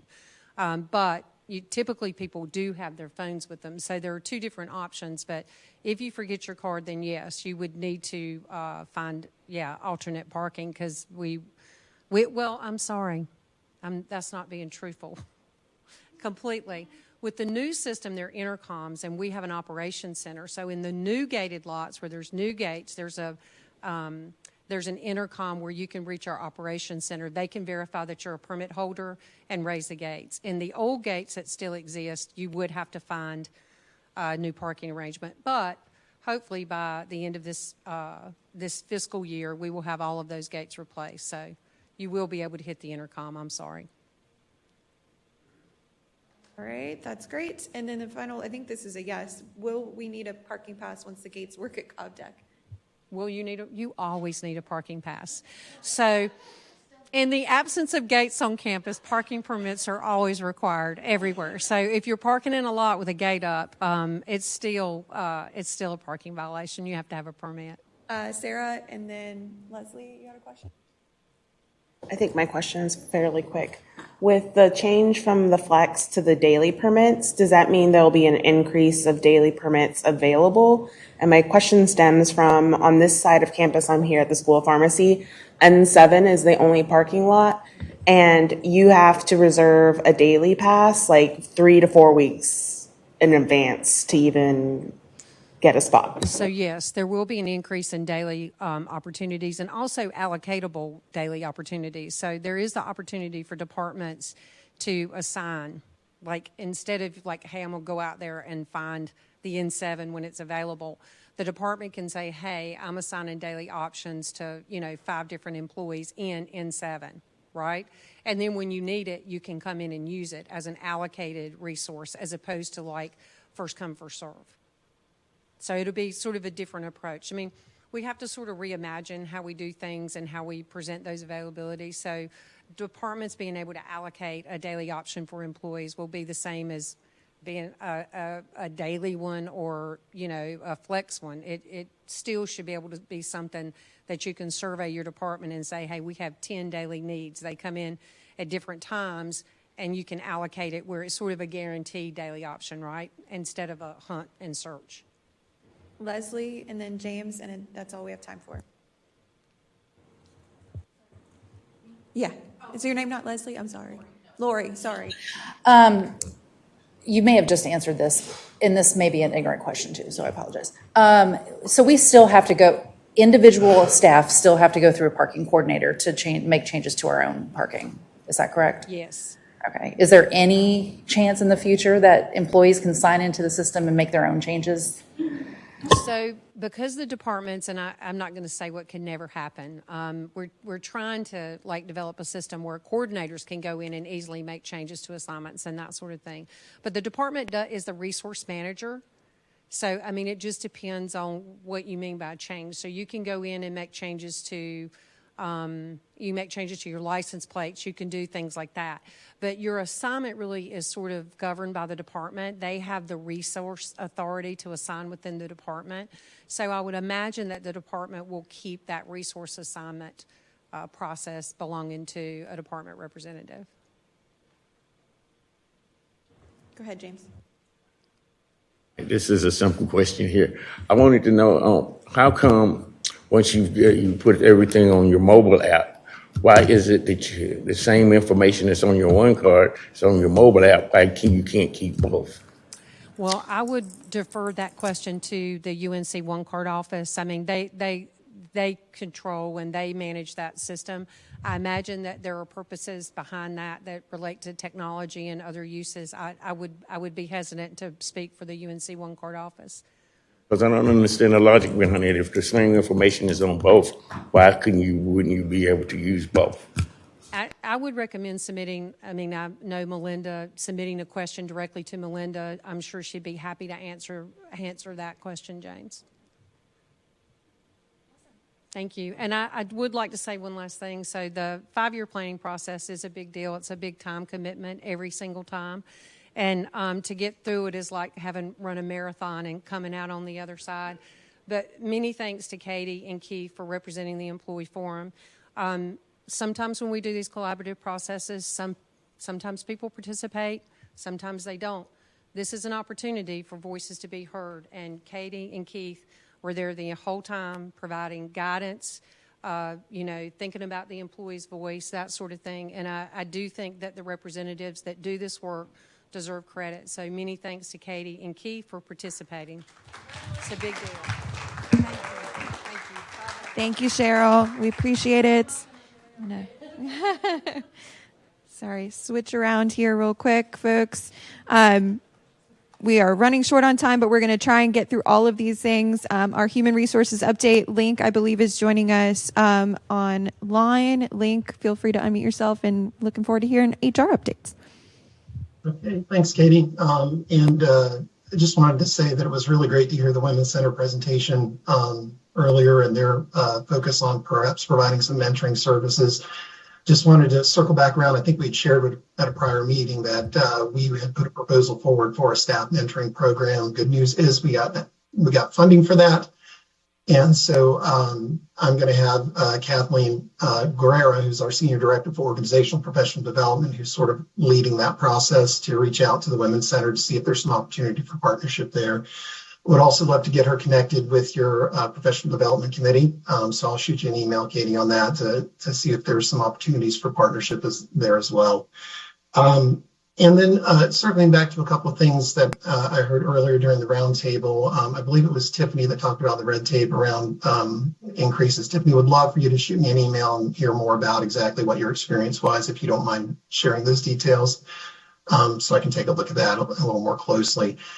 In general, in the state system, not to get too far into the weeds, but the concept of additional duties and compensating for that, there are some pretty rigid definitions around what that means. And so usually it requires higher level, broader scope, more complex work than the role that the person's performing in, which does leave a gap for those situations where you may have 3 positions of the exact same classification of duties. One of those vacates, so the other 2 have to pick up that work. There's really not a mechanism in the state system that allows for additional duties, compensation in those kinds of situations. But again, would love to continue the conversation around those concepts. In addition to that, wanted to share some quick updates, some pretty significant ones. The first being that we recently received the approvals for the SHRA salary ranges. I believe there was a question in the chat that we'll talk a little bit about. Those went live March 1st. They're actually live and available for use now for not only posting positions, but also for addressing salaries of existing employees. We are meeting with the HR officers this week, as well as some of their members of their teams, to talk about the need to engage with their finance leads and their executive leadership over their areas, and to be very strategic in thinking through how to utilize the new ranges. The last thing we want to see happen is sort of this proliferation of new employees being hired under the new rates and existing employee salaries not being addressed. Now, to address one of the questions, I think we've talked about this at prior meetings as well.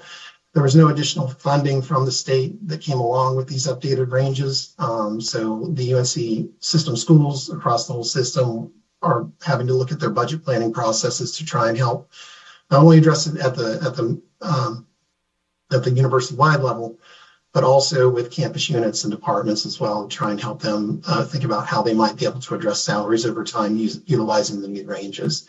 One of the things that this does, and I think Becky talked about this at a prior meeting before, for those of you who remember, I believe it was 2 years ago, the state did institute a labor market adjustment reserve that the university was able to take part in, that provided some funds that could be used to bring people closer or up to their market rates.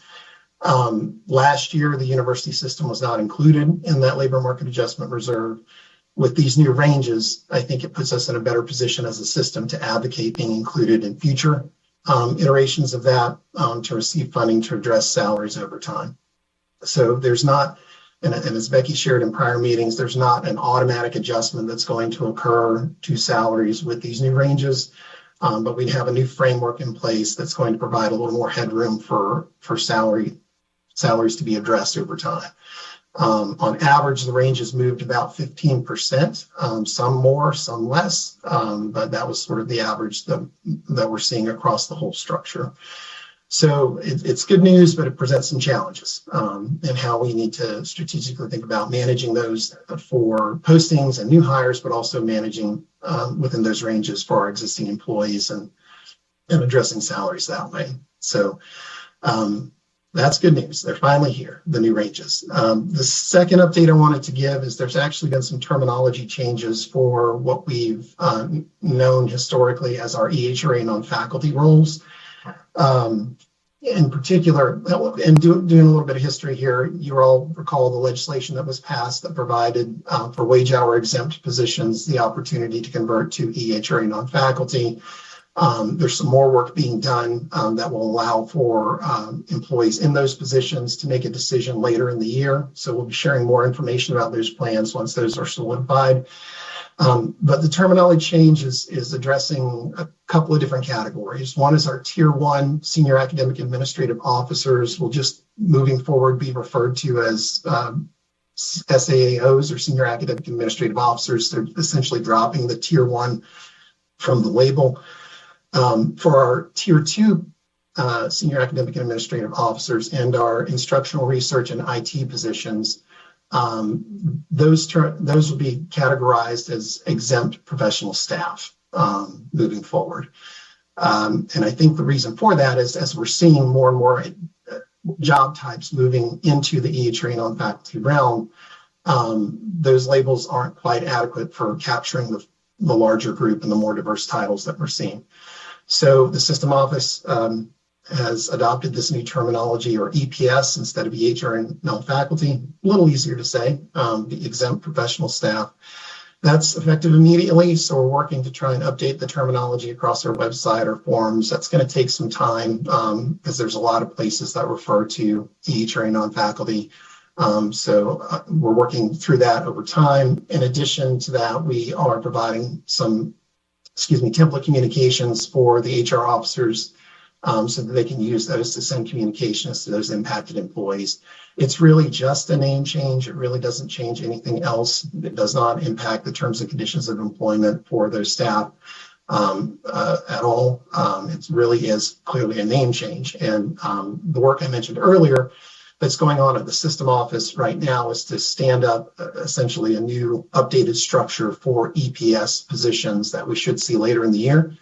We advocated for, and the system office agreed, we wanted to see that system stood up before we got to the point where we would offer the window to SHRA wage hour exempt employees to make a decision on whether or not they wanted to convert to what is now going to be EPS or to remain as SHRA. We wanted to make sure that all of our employees had full picture of what that decision would mean for them, and they would make the best decision for themselves, and felt like having that EPS structure stood up was a requirement in order to ensure that that takes place. So I do have a quick update on performance management. Before I jump to that, though, I'd be happy to take some quick questions. If there's time, Katie or Keith, I know you said you were running short on time.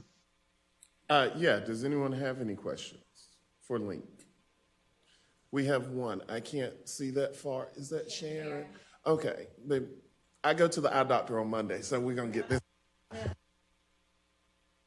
Hi, Linc. I hope you can hear me. Yeah. Something in progress already for an increase and just waiting for the new salary ranges.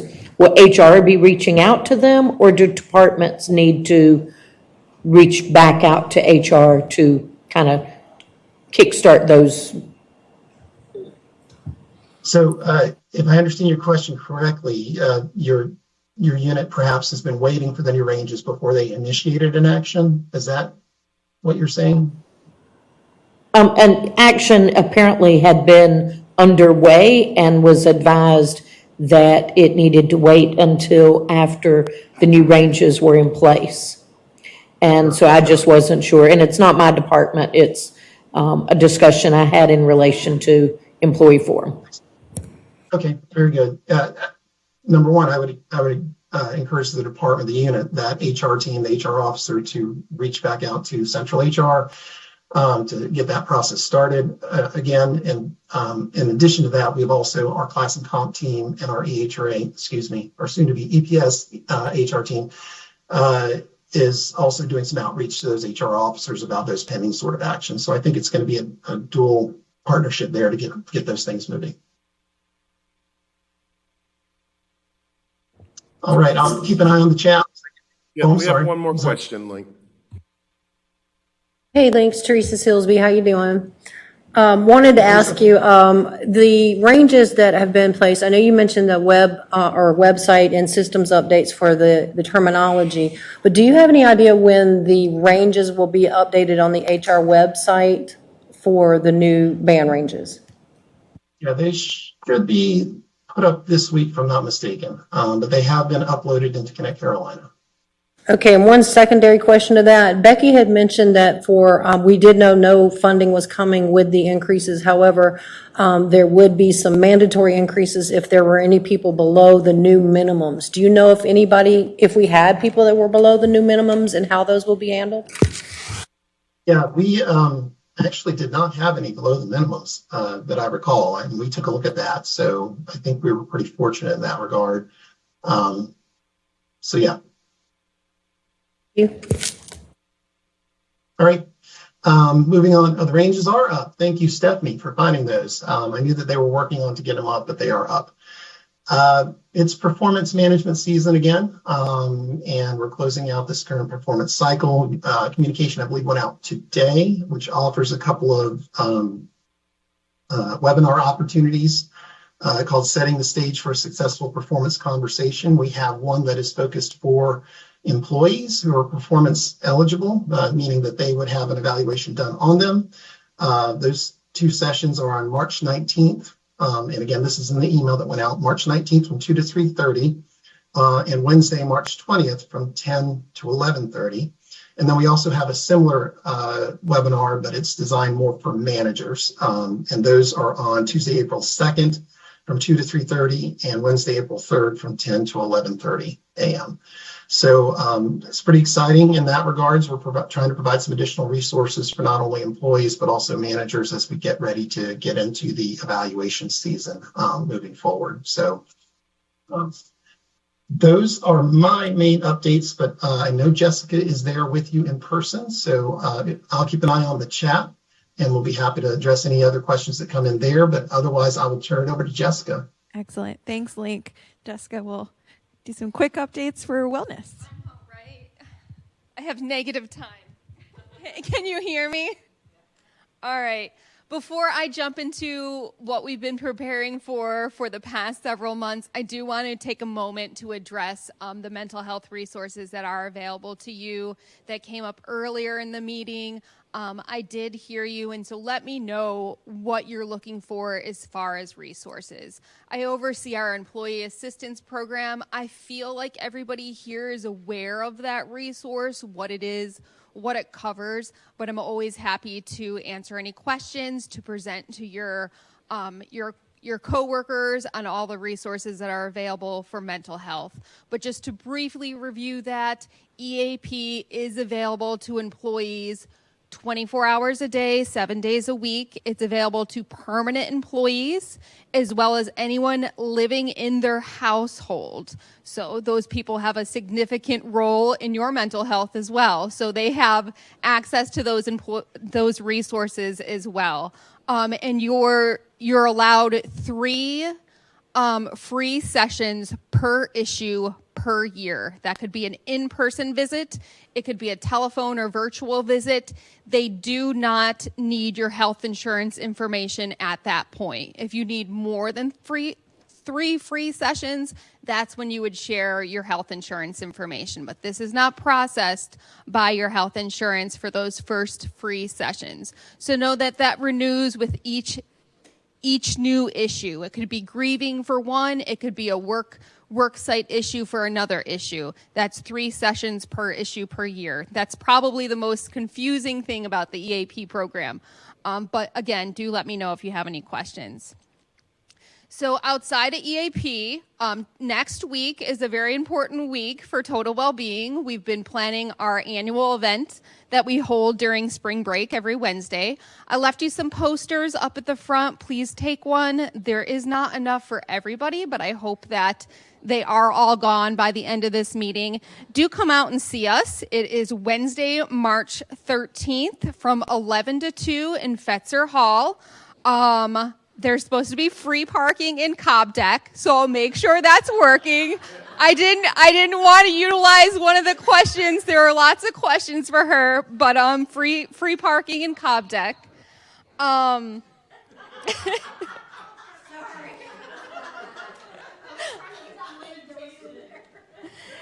so we do have a larger exhibit hall this year. We're going to be in Gym A.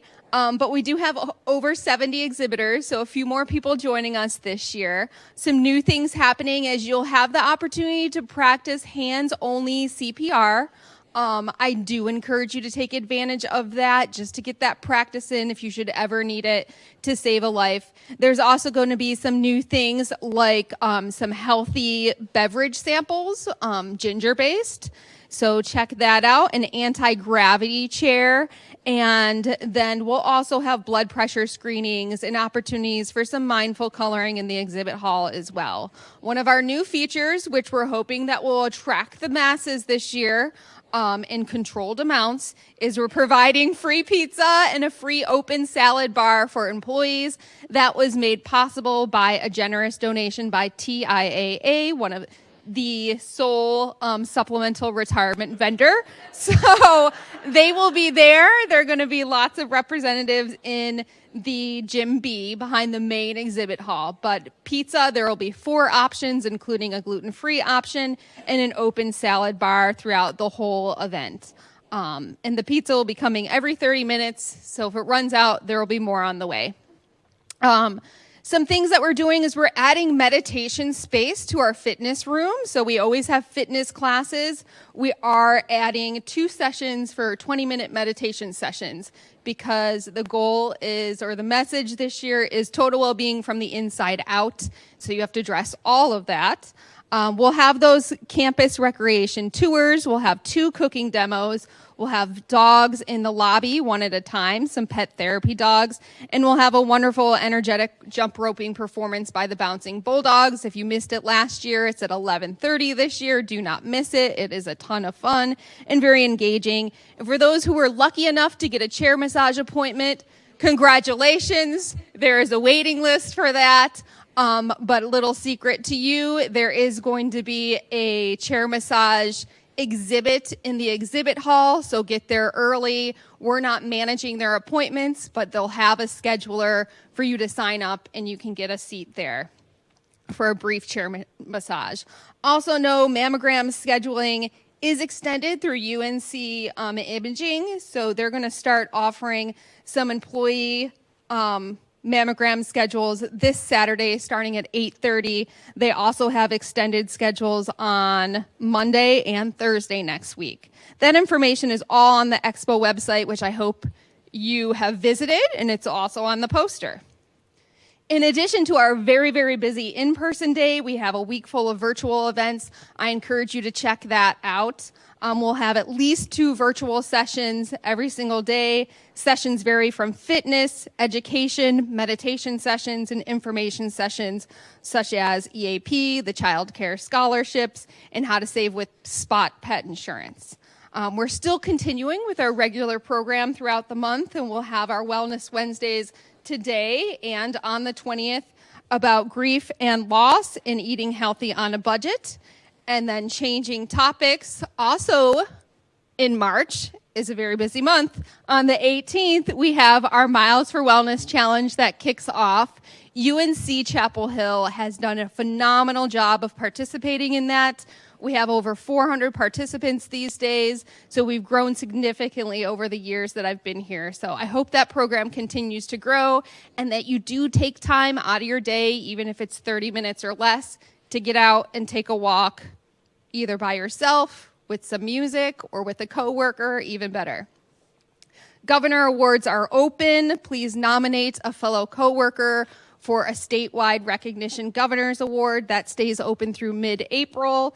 And TIA, there's a lot of sessions they'll be holding through June. So if you would like to host a session at your workplace, please contact me. They're looking to host sessions throughout campus through the end of June, multiple sessions throughout the month. So do reach out to me if you would like to have them at your workplace. And lots of ways to save.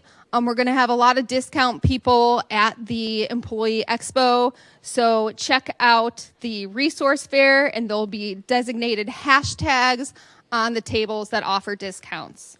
So let me know if you have any questions, and let's hope Cobb Deck is working. Yeah, Laura.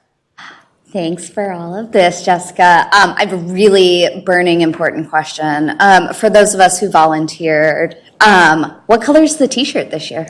Oh, big reveal. Thank you. I skipped over that bullet, but t-shirts are ready for pickup. You'll be getting an email today. It was in your confirmation already when you signed up, but that could have been a long time ago. Not the color, but they're available today at pickup. So they're at AOB already today until 2 through Monday till 2 o'clock. The color is not a traditional color. It is a shade of blue, but it is not Carolina blue. We tried to get it to match the website, and I hope that you still enjoy the t-shirts. It should go with the theme. Also, I did not bring the t-shirt with me, so sorry about that. But this is one of the giveaways if someone participates in an exercise class, meditation class, or tour of the Student Rec Center. You get the stretch band. This is the bag without the imprint, but it's environmentally friendly and great for grocery shopping at your nearest Wegmans. Yep. Any other questions? All right, now, Arlene. Any news about the train discount? No, I have not heard back. Have not followed up. Please give me another week or so to start bothering them again. Thank you. Thank you so much, Jessica. Thank you. All right, folks, so we're running behind on time. So for the consent agenda, if there's any committee chairs that have committee reports, I'm going to ask that you email me your updates, and I'll get those sent out in the usual post-meeting update. So with that said, February minutes were sent out separately. Do I hear a motion to approve our consent agenda? James Stamey, Elizabeth seconds. All in favor? Aye. Any Aye. opposed? The motion passes. Excellent. All right.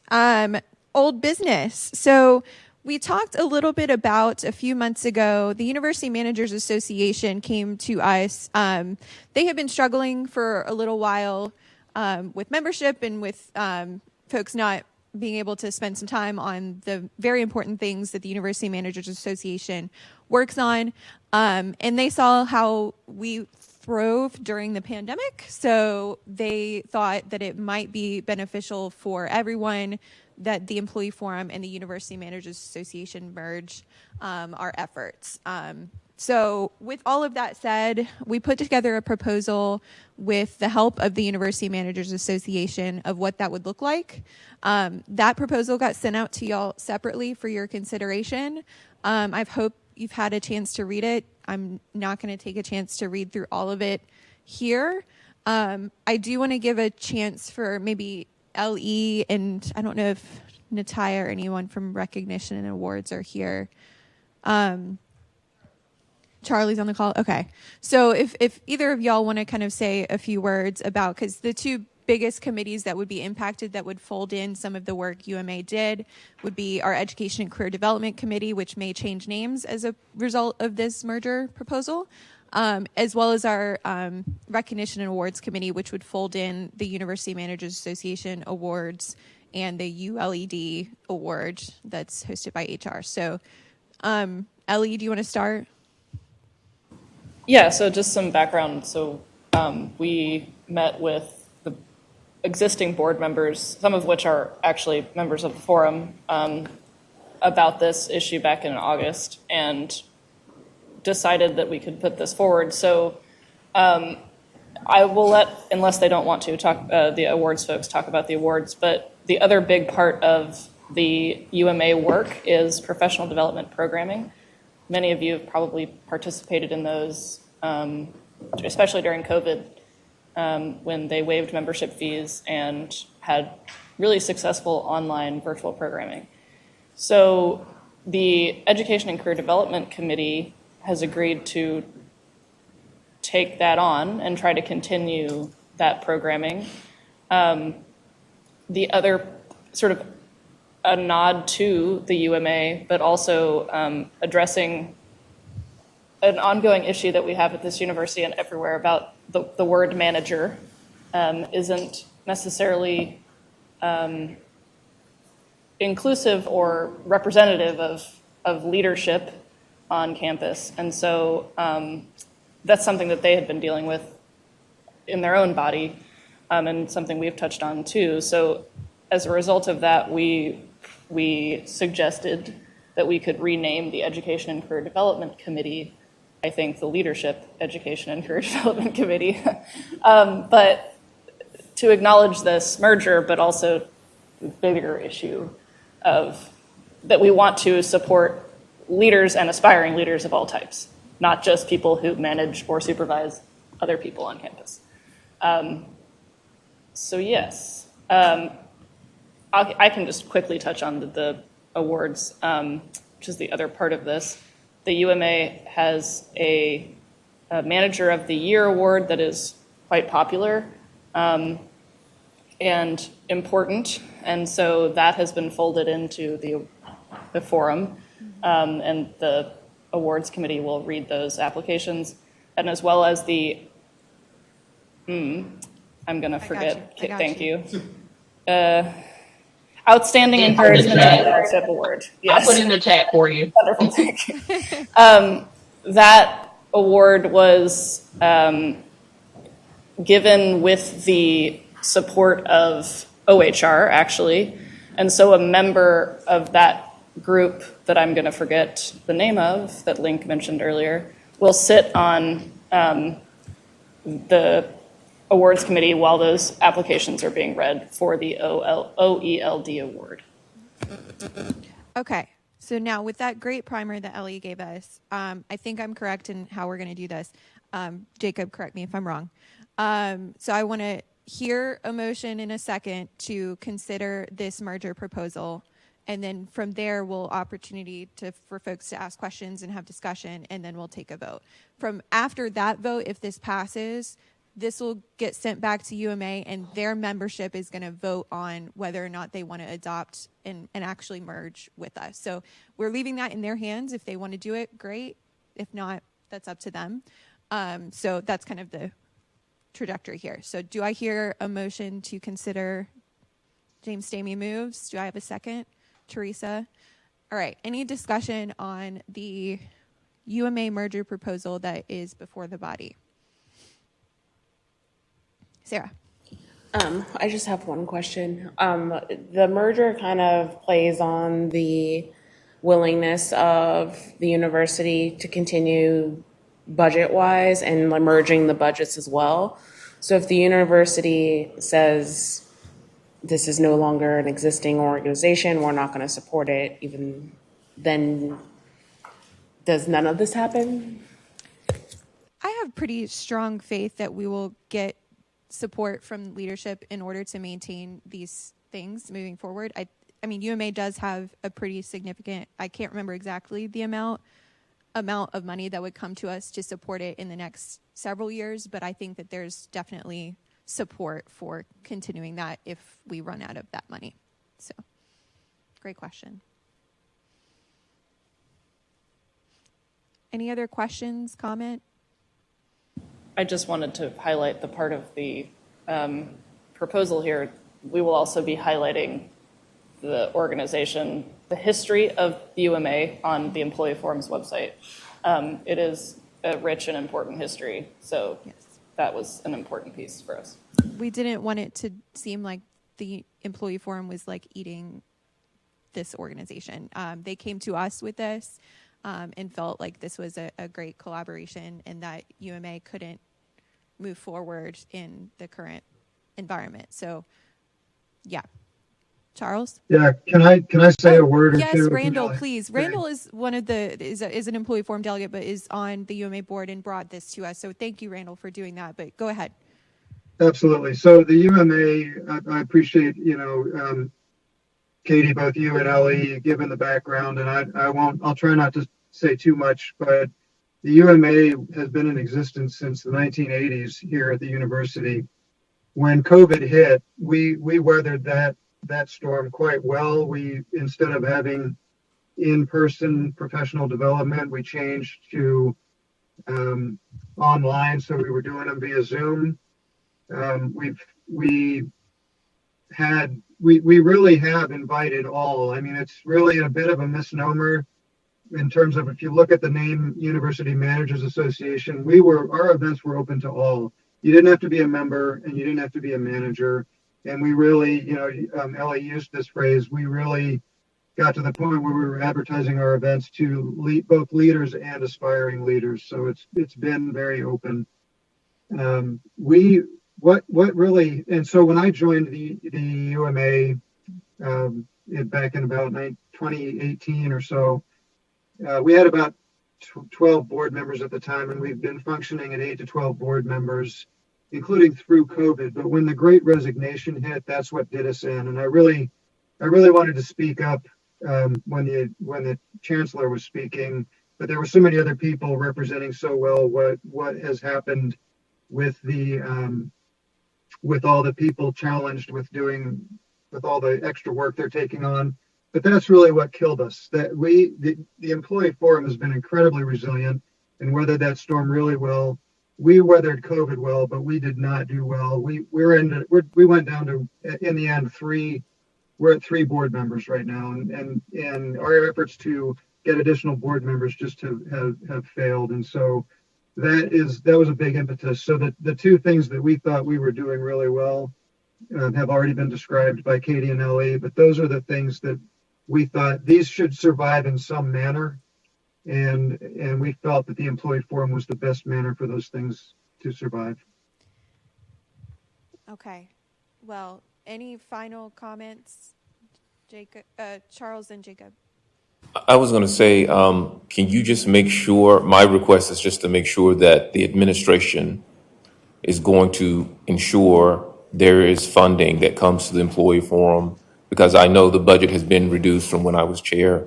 Yeah. And I'm just concerned about the forum taking on things and then not having the funding it needs to make sure this succeeds, because that would be an issue, to have it come under the forum, not have the funding, and then it goes under, that would look bad for the organization. No, I definitely agree, and we would definitely be collaborating with both the Provost Office, which manages UMA's current funding, and the Chancellor's Office, which manages our funding.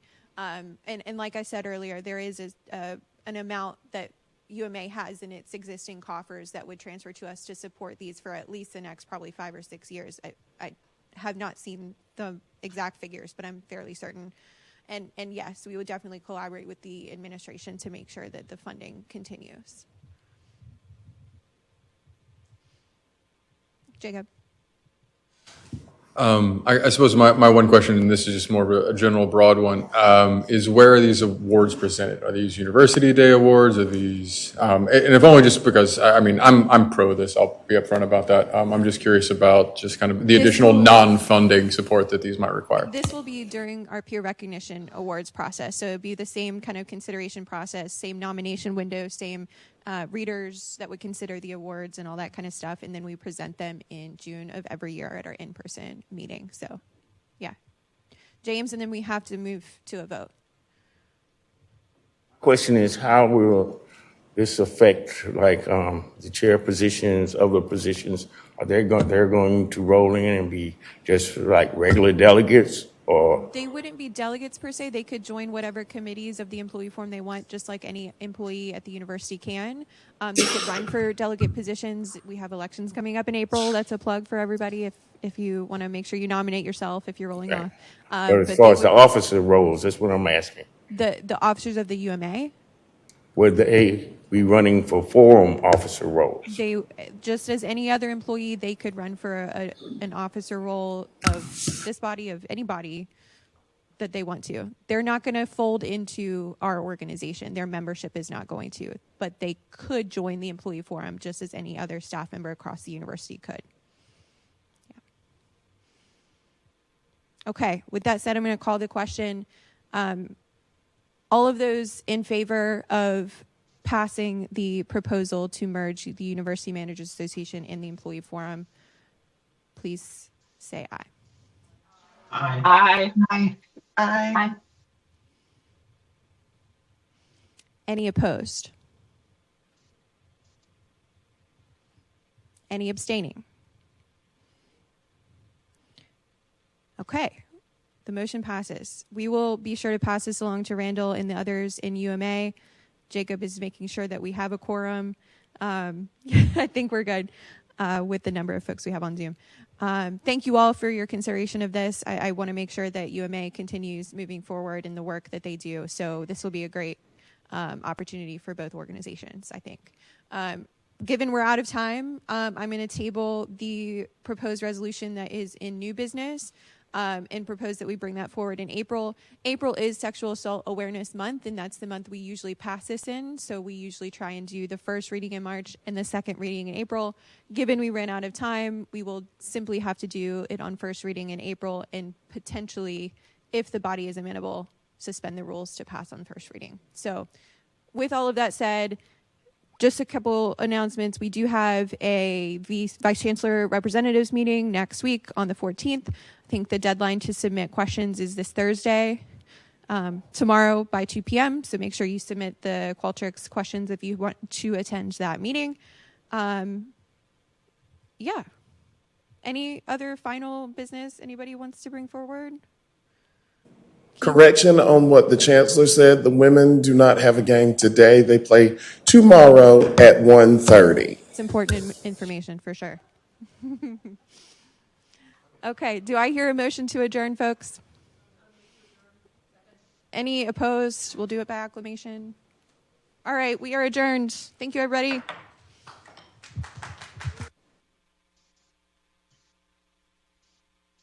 Oh, yes, for those who are here in the room, there are leftover bagels, and please take all the things. Do not leave those here. If we do, I guess Sarah can find hungry students to eat them. So.